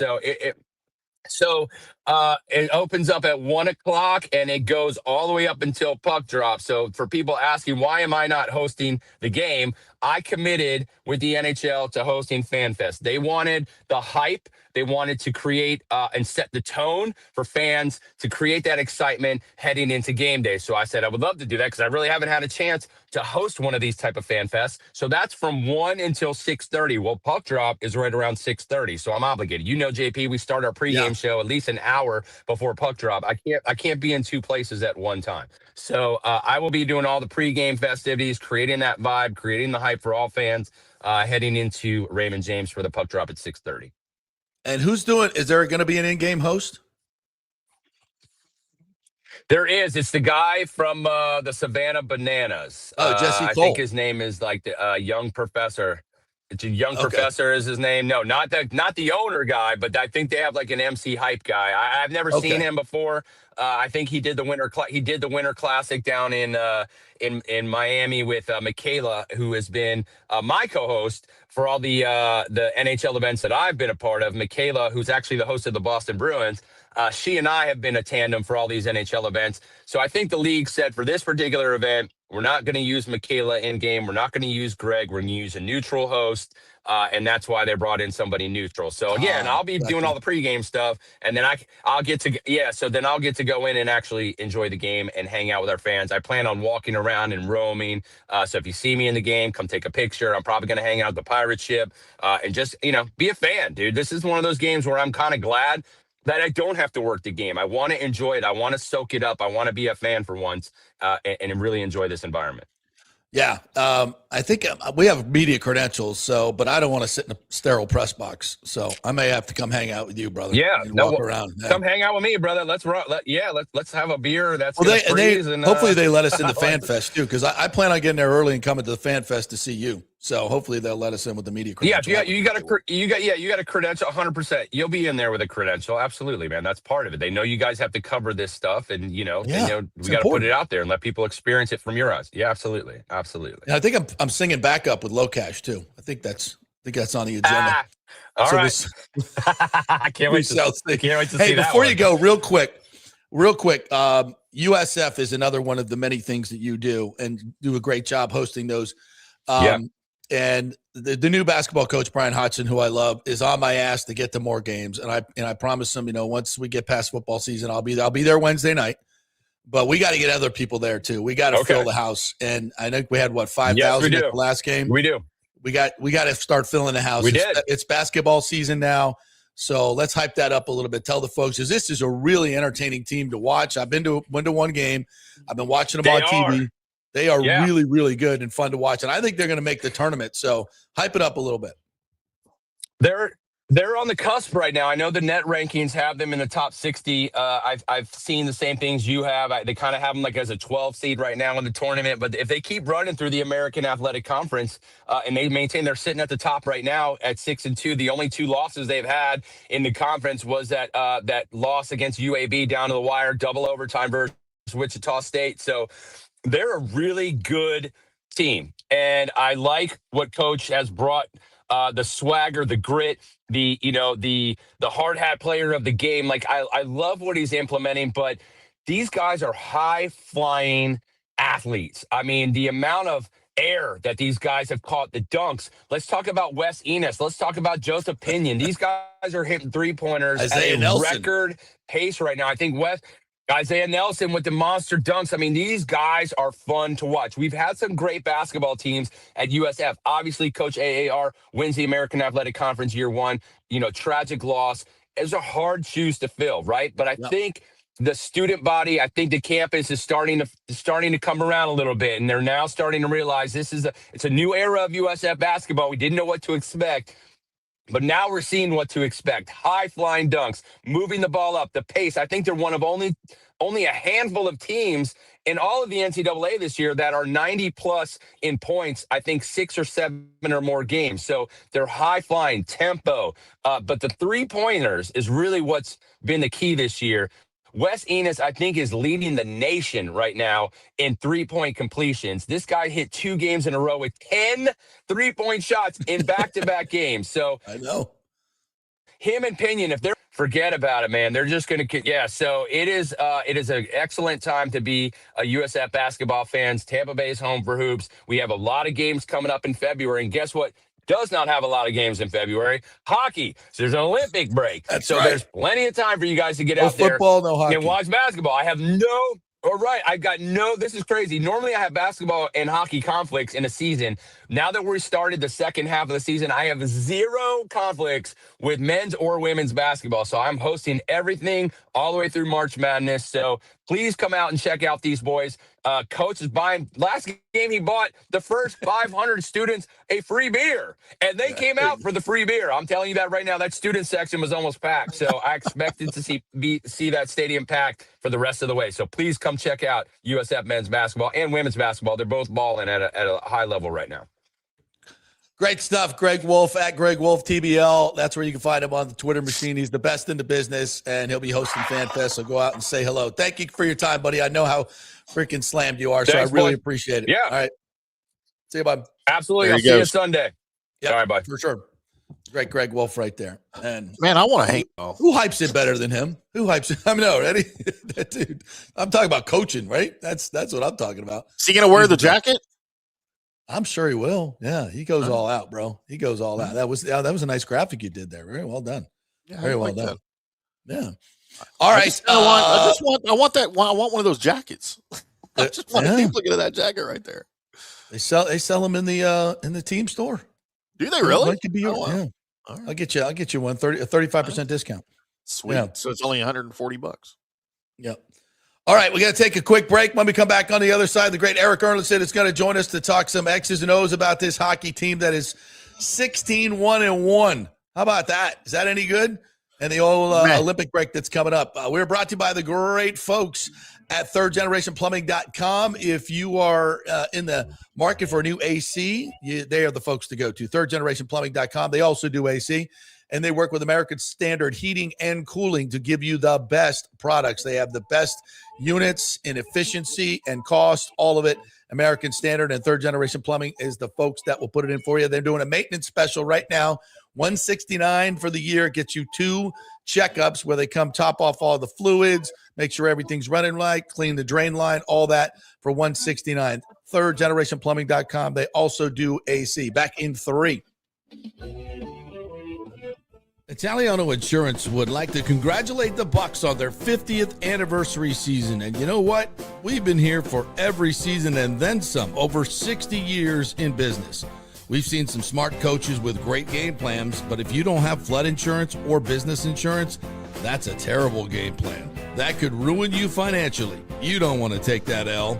So call 813-877-7799 and let their friendly agents quarterback your insurance and save you big money. Italiano also sponsors our FSU report every week, so go Noles.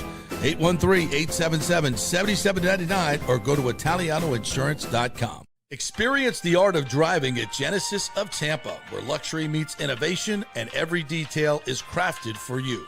From the bold G70 to the refined GV80, Genesis delivers power, elegance, and technology years ahead of its time. Book service online, and our Genesis Experience advisors will pick you up and drop off your vehicle. If available, you can enjoy a courtesy car while yours gets a complimentary interior vacuum plus a generous offer for your trade. Every new Genesis comes with the Miracle Advantage Plan, 10 years or 250,000 miles of powertrain warranty and 4 years of complimentary maintenance.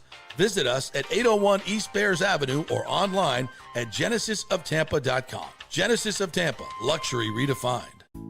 Sports fans, it's time to gear up. Head to FanStreamSports.com and check out our brand new merchandise store. We're talking bold t-shirts, 3/4 zips, hoodies, hats, mugs, and more. Everything you need to rep your favorite shows and your favorite crew. Whether you're rolling with the JP Peterson Show in Tampa Bay, From the Rough in Dallas, the Tim May Show featuring Clay Hall, or the Jeff Thidoff Show in Ohio, or any of our FanStream Sports original programming, we've got the perfect look for game day and every day. So don't wait. FanStreamSports.com. Click merch and grab your gear now. Wear the stream, live the stream. FanStreamSports.com. Hey, kick off the new year by impressing her with a real diamond. a natural diamond from Golden Diamond Source. Don't start with a fake diamond, guys. That's a really, really bad idea. And if you're ready to pop the question, find the perfect engagement ring at the Golden Diamond Source, just like I did, just like Nick did. It is the best selection, the best staff, the best everything. And discover the new Emily collection by Emily Johnson Weintraub, a sleek and modern jewelry line that makes everyday gifts absolutely extraordinary. And by the way, gold prices have never been higher, so turn that old unused gold into cash or a stunning new piece. Just take it on down to the Golden Diamond Source and trade it in. Lots to get done at the Golden Diamond Source this new year. Start with an engagement ring from the greatest, the Golden Diamond Source. 3800 Alberton Road, always online at the Golden Diamond Source. It's the love you give only at Golden Diamond Source. JP here for Riveters, our new official sports bar and grill of the JP Peterson Show. And just like our show, no BS, no corporate chain feel, just amazing, authentic folks serving great comfort food in a casual atmosphere at unheard of prices. Riveters is located just south of Raymond James and Steinbrenner Field on Dale Mabry, walking distance to the park, so free parking, great place for pregame and postgame. Let's talk about fresh food. Nothing is frozen. Burgers, wings, prime rib, roasted fresh daily, never frozen. That makes a huge difference. The mahi, the salmon, also super fresh. All our sauces are original recipes made in-house. Our Warhawk chili and fully loaded potato soup is made fresh in-house. It's the best food anywhere, served by people who actually care. Riveters on Dale Mabry, just north of 275, just south of where the Bucs and Rays play. We'll see you there. Hey folks, Rays baseball and the summer heat will be here before you know it. So don't let your AC unit strike out and cost you hundreds or thousands for an emergency repair. Get a 1-year maintenance plan from Third Generation Plumbing and AC for just $169. Though will come out twice a year and service your unit. Clean the drain line, make sure it's running to peak efficiency. If you need an emergency repair, it's going to cost you hundreds, if not thousands more. It's a no-brainer, guys. Just call the great friendly folks at Third Generation. They work with American Standard Heating and Cooling to ensure you have the most efficient and durable units. Their split systems offer the highest efficiency available while reducing energy bills and maximizing comfort. So choose my guys, John Rodriguez and PJ, at Third Generation, along with American Standard Heating and Cooling. Don't wait for the emergency that'll cost you thousands. Call Third Generation Plumbing and American Standard. 813-961-8024. That's 813-961-8024 or thirdgenerationplumbing.com. Let's go. Right now. Back to the show on FanStream Sports. All right, welcome back to the JP Peterson Show. The great folks at KingmakersTampa.com. We're sitting right here in Kingmakers Tampa studio. You become a member here. You can use this production studio. You can use the conference rooms. We got office space here. We got a golf simulator. It is a unique place to become a member as an entrepreneur where you can work and play. KingmakersTampa.com. All right, got to get to one real quick comment before we get to this. Is important because when my wife chimes in, I have to put her up on the screen. Ashley says the rich Asians show how a claw machine at a birthday with Gucci and LV bags are in it. That's my kind of claw machine. And I'll be real honest, JP. I felt like that was in a different language. I didn't understand a single word of any of what she just typed. Oh yeah, so they'll have a human claw machine that goes down in to get designer bags. Bilal Bell's all over it. Said, "Hold on, a designer bag claw machine? Where? Sign me up. I think we can make some money with this." Yeah. All right. Now, from that, I don't know how to transition from that to the great Erik Erlendsson talking hockey, but we're going to do it. LightningInsider.com. You don't know nothing about LV and Gucci bags, do you, partner? No. Buddy, there is no transition. One does not. I got my wife's comment from that in, to which this. is important. That's all that matters. Yeah. How are you, partner? I'm good. Trying to stay warm. How excited are you for this Stadium Series event? Have you attended? You went to one in Nashville, I think, right? Yeah. I was in Nashville. The temperature is going to be about the same. It's crazy to think that it was cold. Here we are in Florida, and it's going to be 40 degrees. It's going to be in the 30s by the time we get to the first period. It's and the wind chill. Great. Like could the NHL win a better lottery?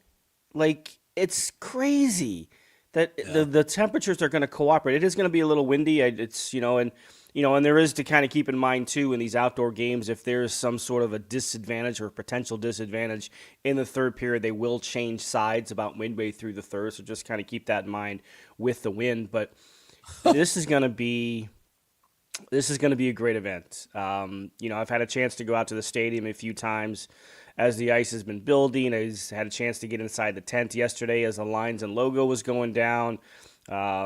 This is going to be a blast. The Lightning fans, Jeff Vinik has been pushing for this for more than a decade, and the amount of time that the league has put in and the investment that they've made to put this game on in Tampa, it's going to be one hell of a show, and I can't wait. I can't wait for it. Hey, you mentioned Mr. Vinik, and story just broke. He is not going to be able to make it to the game. He evidently got in. Yeah, it just broke. The Times just put up a story, and it's been on Twitter. He had a really bad snowmobile accident in Norway, and had a really bad fracture. He's going to be okay, but he can't make the trip. So he can't. I know, isn't that? I mean, if there's everything has been super positive and right on point, but this is for a guy who's this should be his crowning achievement as he's. Yeah, handing over the franchise. I guess next year. Is it next year? Yeah, I think he's got one more year. Yeah, that's the only sad thing. But I'm sure there'll be a tribute to him, and he'll be watching. Yeah, and maybe they'll have a video. Maybe he'll do a video or something to pipe in because this, like I said, since he took over, like he pushed for the All-Star game and got the All-Star game, and he said it.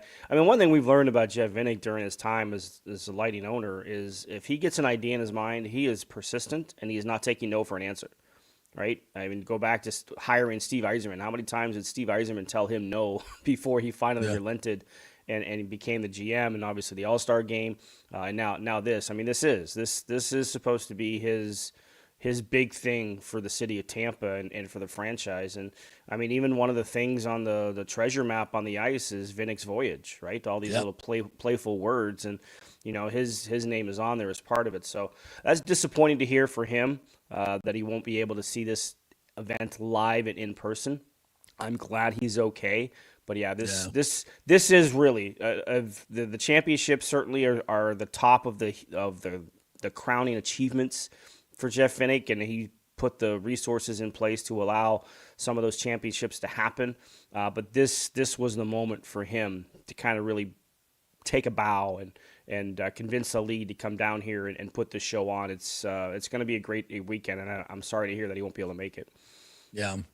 Well, that'll put a little damper on things, but we just had Greg Wolf on talking about Fan Fest and all the things that are going to be happening. So let's talk a little bit about the hockey and 16-1-1 partner. We've seen some great runs by this team, but this I have to believe for me anyway, is the most improbable, given that Braden Point has not been playing, no Hedman, no McDonough, no Lilleberg for a lot of this, and guys like Darren Radish just keep stepping up. Destu. It's been insane, really. I can't. If you just told me all these guys were going to be missing and they go 16-1-1, I'm like, you're on crack. And by the way, it's going to snow in Tampa for the hockey game. Like, yeah, what? Give me some of them drugs. But here we are. Crazy, right? Can you even remember that they had one win in 7 games? Like, can you even remember that? Like.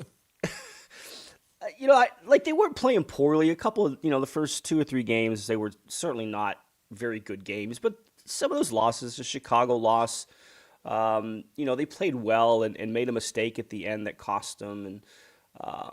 But ever since they recovered and, they had that 7-game winning streak, and then they had a little dip in between. Mm-hmm. But even during that dip, they were playing well. They were losing games 1-0 is what they were doing. They were just having problems scoring goals. And I think what they learned through that second little dip in the schedule is that if you defend, you'll have a chance to win, right? So I think when you're going through a stretch like they did in December, I think you'd much rather lose games during that stretch 1-0, 2-1 than 5-4, 4-3. Yep. Because you're showing yourself that if you can keep the puck out of your net, you'll give yourself a chance to win on a consistent basis. And I obviously Andre Vasilevsky is a big part of this, and he's like the game like last night has been kind of a typical Andre Vasilevsky performance this season, where he's not under siege, he's not facing a ton of shots, faces some quality ones. He had the breakaway stop, and he had a 2-on-1 shorthanded chance that Winnipeg had that Kyle Connor had an opportunity, and then he blocked it away. So he's going to have some of those quality save opportunities, and he did it. He only faced 23 shots, but some of them were pretty high quality. He keeps them in the game, and gives his team in front of him a chance to win games. And I think that 7-game stretch in December kind of put that into their mind. And and credit to the coaching staff, they didn't panic. I know fans are sick of hearing the phrase process over outcome, but it's still something that they believe in. It's a philosophy that they have. And the process during those games was on point. They just were having some problems scoring goals. And then all of a sudden the offense broke free, and, now they were winning games 6-1 and, 5-1 and games like that. So it's just kind of all come together. And what I've been most impressed with during this time has been their ability to compartmentalize everything. It's one game at a time. It's one shift at a time. I don't care about the game that happened last night. I'm not worried about the game that's happening in 3 nights. Our focus is right here. And this week in particular, you come back from, you finish off that really long stretch of games. We're only had 2 home games from December 31st until, the game against Utah on Monday. It was 2 home games during that stretch. And they didn't let it, they're cliche busters, right? You're supposed to struggle in that first game back from a long road trip, and they haven't done that this year. You think of the Colorado game, you think of the San Jose game. So they've just pushed all of that aside and just continue to go out and play a consistent style of a winning brand of hockey that doesn't always result in wins, but it puts you in the best chance to win games. Erik Erlendsson joining us here. And I talked about this last night on the post-game show. Where this team has evolved from, is to where they're at right now is such a great study in process, in coaching, although these coaches clearly didn't know what they were doing when they were healthy scratching Darren Radish. What the hell were they thinking? Right? What are they thinking? But seriously, this is these young and Destu, I think it was Brian Engblom was kind of explaining last night because he asked JBB, he said, where did you find this guy? And he said, this guy's got like 5 fathers. Every time we sent a scout out, they came back and said, we should sign this guy. And there's everybody signed off on him, and they finally signed him. And he's been tremendous. But the way this team has evolved, especially in the power play, which was really bad to begin this season, and Radish has become kind of the Steven Stamkos right-handed shot now. Yep. And Kucherov is moving around instead of staying still. And they're clicking at 35% in the last 6 weeks to go along with this streak. So it's a huge part of it. Talk a little bit about how that has developed. And Darren Radish, 15 goals this year, which I think is top 3 in Lightning history for blue liners. I mean, and we're not even halfway through this, or a little past halfway through the season. Yeah. It's insane. It is. Again, Darren Radish is a healthy guy. I mean, the best sort of dichotomy of Darren Radish is the first time they played the Colorado Avalanche in Denver, Darren Radish was a healthy scratch. That was early November. And it was a 3-2 game. So, they lost that game 3-2. By the time Colorado came back and having this historic type of season to that point, he was the shutdown guy against Nathan McKinnon, him and Moser, right? I mean, that's kind of the story of Darren Radish. And look, the offensive numbers are there, and they're there for a reason. His ability to get pucks through now on the power play has opened up the power play, right? Yep. It's given so many other options because now teams have to respect that shot. And I think last night was his 3rd or 4th goal this year, clocked at 96 plus. Nobody else has more than 1, I think, in the league. So I think the biggest difference with this shot this year, that the strength of the shot has always been there, but it's finding holes now. So even his last 2 power play goals, you've seen him kind of slide a little bit off towards the circle and change the angle. And it doesn't hurt that a guy like Nikita Kucherov could put it exactly where a guy like Darren Radish needs it to be, and he's firing that off. So that's been a big part of why the power play has had success. And you go all the way back to the San Jose game on January 3rd, I think it was, when he had the hat trick, right? That's all three of those were just Radish bombs that he sent off, and that kind of really got him moving and opened things up, and that's when the power play really started to cook a little bit.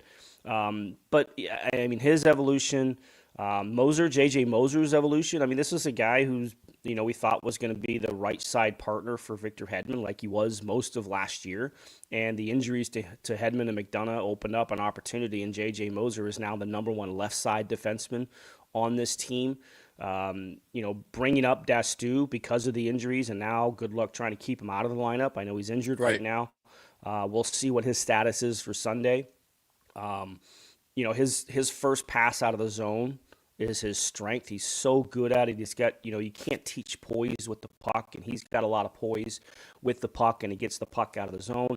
You'll see, I know he's 27, but you'll see his game start to evolve a little bit more as well as he starts to learn the NHL game, right? And how he can adapt and do it. I think you'll start to see some of his offensive strengths will start to show through a little bit more with him.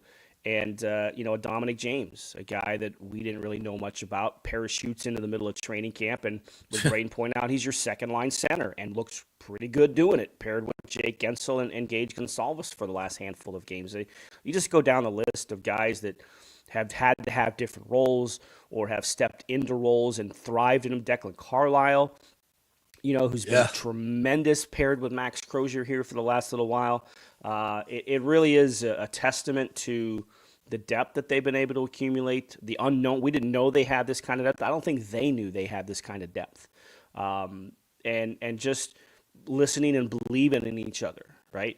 The preseason, I've said this a few times, but the way the preseason ended, those last two games against the Panthers, was an organic type of team bonding, right? Yeah. It wasn't a forced team bonding because you had guys like Declan Carlisle who were right in the middle of it. Crozier was right in the middle of it. Dominic James was in those games. Guys like Wojtek Stachowiak was up for that last game against the Panthers. I know he hasn't seen time at the NHL yet.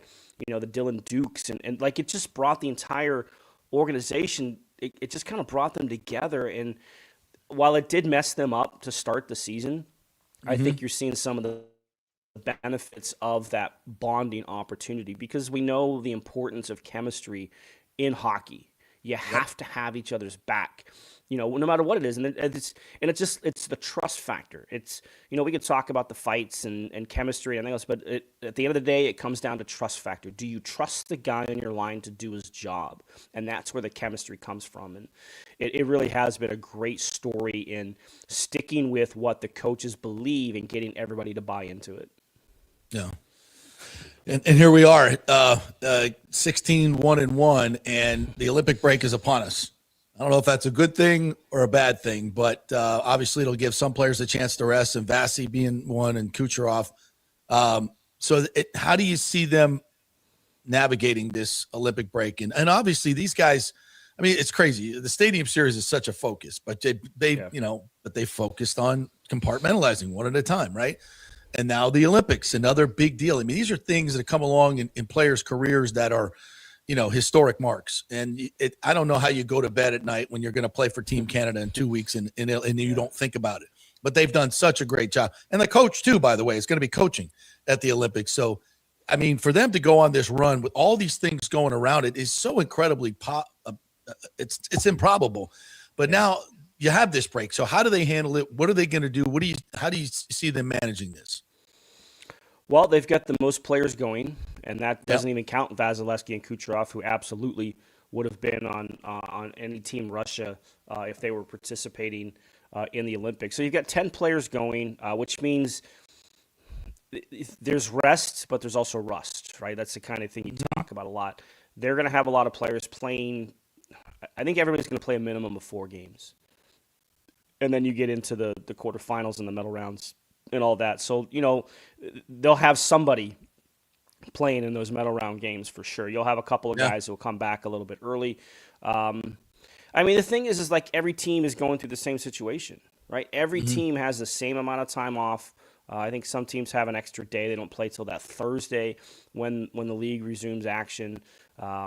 You know, it's like you kind of had a little taste of it last year with the Four Nations. It wasn't quite as long as the Olympic break is, but it was a couple of weeks, you know, as the league took a pause for the Four Nations Cup. And, you know, we've seen this in the past. I know it's been 12 years since we've seen NHL players in it, but, you know, you saw the players, they get away. The ones who aren't playing, they get away. They're probably going down to the Caribbean somewhere where it's sunny and warm, and sit on the beach for a couple of days, and just they can forget about hockey for a week or so, you know. And that's got to be good. Yeah. Oh yeah, for sure. Especially with this schedule, it's such a condensed schedule. You know, it's going to get more condensed to March. If anybody's peeked ahead to March's schedule, it's very compact for Tampa Bay, and certainly to play 16 games in 30 days. Is what they get coming for them in March. So good to build up a little bit of depth like they've done, right? Yeah. A ton of depth. And the other thing is, too, is you get the trade deadline is going to come up almost as soon as you come back from the Olympic break, right? And Julian's been a part of Team Canada's staff as well, so he's had that on his plate, you know, as he kind of looks at his roster and what he wants to do. And that's the other thing about what this depth has done. Now, all of a sudden, maybe you have a few more trade chips that maybe you didn't have before, because I mean, one of the biggest topics that have been out there the last little while is, you know, we saw McDonough come back last night. There's a chance Hedman could play on Sunday. If not, I think he plays in at least one of the final two games before the break. You know, Lilleberg is on his recovery process. Dastu is out right now. Like, you don't have enough roster spots, let alone ice time, for all these defensemen who are, and you know, like we just mentioned, Carlisle and the contributions he's given to this team. You know, like, now what do you do with the Declan Carlisle? He would have to go through waivers if you want to send him back to Syracuse. He won't make it through. No way. He probably won't make it through. He's going to be a Group 6 free agent at the end of the year, which means he's not going to acquire the a certain amount of games played at the NHL level, you know, since he signed his contract coming out of college. And he won't hit that threshold. He won't get enough games, even if he plays every game the rest of the year. So he has the opportunity to be a free agent at the end of the year. So there's a good chance that, you know, you're probably not going to have him back next year, not because you don't want him, but because he sees the depth chart. Right? And you'll want to get something for him. Yeah, so it's opened up maybe a few more trade chips that we didn't think that might be there, you know.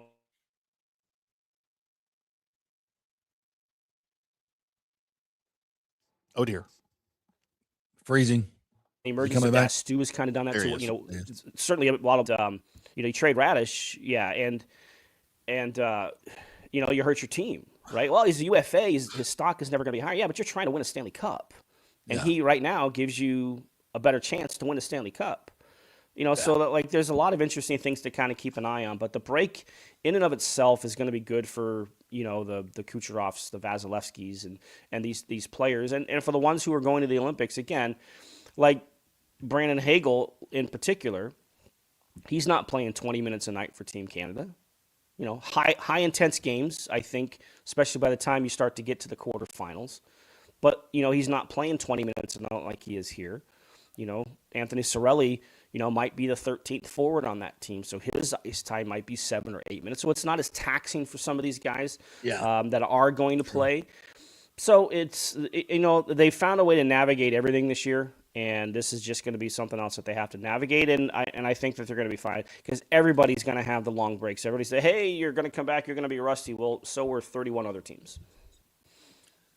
All right, Double E's, great stuff, my friend. What are you looking forward to at the stadium game the most? Just the atmosphere. That's the big thing that I remember from Nashville. Just kind of peeking my head outside and walking around the stands a couple of times, and just to hear the buzz. It's a different type of buzz than at a hockey arena. I mean, that's what I'm really looking forward to. You know, the game is going to be important. The Bruins are playing very well. You know, they're in a playoff spot. I think they won 5 or 6 in a row on their own. So the game itself should be a pretty good game, but to me, it's the atmosphere. It's the visuals. I'm looking forward to seeing that treasure map down by the rink and what that looks like from above. I mean, there's just a lot of cool things are going to take place, and you know, I'm going to try and soak it all in as well. And because you never forget your first time hosting an outdoor game, and this is going to be one of those situations, and it's going to be, to me, it's going to be a lot cooler than the game in Nashville, just in terms of the atmosphere and everything else. Oh, God, that's what I'm looking forward to. Yeah, I don't think I'm going to spend a whole lot of time in the press box. I'm going to be out and about. When it's 32 degrees out, you might think twice. You know what? You just dress for it. You just dress for it. It's good. That makes it all the better. Makes it all the better. It does. All right, Double E's. I'll see you on Sunday then. Thanks, buddy. Yeah, sounds good. Appreciate it. Appreciate it. Yep. Be well. Oh, by the way, lightninginsider.com. We'll do all that for you. We got you. Lightninginsider.com, the best in the business. Just go to the website. They have $40 for the whole year. I just paid up my subscription, so it is well worth it. And not only just to get the great information, but to support great local writing that Erik does. So by a guy who knows his stuff, by the way. Yes, 100%. He's the best in the business. Nobody covers the team better. That's why we have him on, and he's fantastic. Understands the game, presents the game in such a great, straightforward way, and always gets nuggets that you won't find anywhere else. So lightninginsider.com is a must, an absolute must if you are a hockey fan. All right, we got a few minutes left, my friend. So let's anything else you wanted to get to, Timmy? You're sitting back there listening to all this great stuff. No, man, I wish I could be there Sunday for the game. That's, like I said, when I went to the one, you guys that are going that have never been to an outdoor game, a Stadium Series game, you guys are in for a treat. I went to the one here in Dallas at the Cotton Bowl a few years back, and just the NHL does it right. And when you combine the NHL's effort with the local scene there, with the Lightning and the tent in the city and Gasparilla, I can't even imagine, dude. I cannot even imagine what that thing's going to be like. Yeah, it would be and nice. You know what? You keep saying you can't believe I'm not going to be there. I guarantee you 100% if I was there by Monday, I would not remember any of it. All right. Just that's how much I would be enjoying myself. Yeah. I'm going to take it easy on the alcohol front for sure, just because I want to remember it. Yeah. A Bucs Basement with a super chat, $2 says 13 doesn't return equals hatred towards the head coach skyrocketing. Maybe. I mean, if he doesn't return, you think and goes somewhere else, it's not all on Todd Bowles, but 80%. And you'd have to ask Mike. I don't think it's Baker related. I can tell you that. No. Bell says Levante was on Kay Adams yesterday. He was making it seem like he might even come back. It's so confusing. Why would he come back? Levante, love you, man. You're a Hall of Famer. You don't need this. I know another 10 million would look nice in the bank account. I'm sure. I mean, unless he's being told about some changes that are coming in the scheme and things, that might excite an older guy like that to come back. But well, I think the question is, I don't even want to say it, but you want him?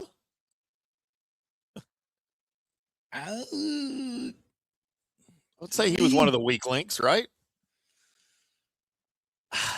I don't know. I'm being nice, but I mean, he looked a step slow. And, listen, number one, it depends upon who's replacing him. Now, if you're going to go out and get me a guy 8 years younger in his prime and pay some money for him in the middle of that defense, then I got to say, thanks, Levante. It's been great.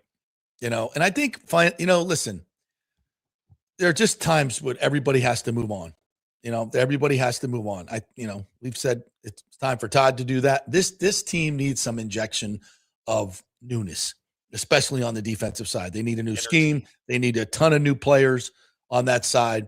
And I think that's just part of it.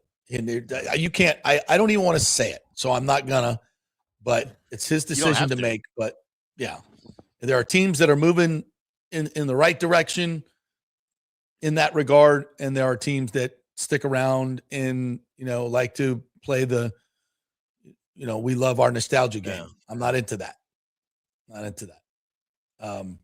Look where that's gotten the Dallas Cowboys for 30 years. Yeah, this is not a game of the Lightning make hard decisions. Nobody wanted to see Steven Stamkos go in their heart. Nobody. Jake Gensel, Steven Stamkos, come on. Those, you don't think those are gut-wrenching decisions by JBB and Vinnick and all of them? Yes. Gut-wrenching. got to be made. You think listen? Do you think Robert Kraft really wanted to fire Mayo? No, he didn't. But he had to. When the opportunity is presented like that, when you got somebody who's more experienced and has had success and is better, you know, I mean, you got to make hard choices if you want to win. This is sports. This is not, you know, it's not real life. It's sport. It's sports. And if you got, you know, and some ownership groups will make bold choices that may offend some. You'll get bad PR, but Patriots are in the Super Bowl. The Bucs missed the playoffs at 8-9 with an epic collapse. And there you are. JP, John Hill gave us some breaking Olympics news. I saw this a little bit earlier while Eric was on. U.S. downhill skier Lindsey Vonn injured seriously in a practice run this morning. Airlift. So she apparently fell. She was holding her knee. Now she had her right knee surgically repaired in 2024. This was her left knee she was holding. She tried to ski down with the ski people. She couldn't. She collapsed a couple of times, and they had to bring the helicopter in and airlift her to the hospital. So her attempted Olympic comeback after being gone for 8 years may be done before it got started. I think a good thought for Lindsey Vonn. I've always loved her. That sucks. What a tremendous story that was, and that comeback from. I mean, she's had horrific knee injuries, multiple. Yeah, and she just win a World Cup too, Race? Like she was in really good form. Yeah. Brutal. I blame Obama. First Mr. Vinnick and now Lindsey Vonn. Yeah. You know, wow. Yeah, and healing vibe going out to Mr. Vinnick, man. It's got to be gut wrenching, man. A bad break, and you know, no pun intended there. But I won't do the rim shot on that. But I thought, no, dude, please do not. But he's going to be fine, they say. But man, that just sucks. Well, hate to end this show on a downer after all the cool stuff that's going on. So we'll blame take John it Hill. back. He brought it to the show. Thanks, John. Appreciate you. Thank you guys. Sorry we couldn't get to all of your comments today. Obviously we had some great guests and plenty to talk about, but thank you guys. Listen, be safe out there, kids. You know, be smart. Don't do stupid shit this weekend. Be smart, bundle up, have a good time. I would do. Yeah, don't go to the Timmy School of Gasparilla, please. Be cool out there and be kind to your neighbor. Be kind to your neighbor. Don't be a dick. Just, you know, have fun out there and keep a great attitude and we'll see you Sunday. Please, if you see me walking around, because I'm going to be walking around, please come up and say hello. I really appreciate when you guys do that. Let's take a picture and all that fun stuff. Don't hesitate. You know, come and yell at me if you have a different opinion, whatever. It's all good. We love the interaction. So have a great weekend, everybody. God bless Tampa Bay. We just celebrate this great area that we live in and everything we're able to do. It's amazing. I know there's a lot of shit going on in the world, but compartmentalize, block it all out, and go have a good time. And we'll see you on Monday. Arg.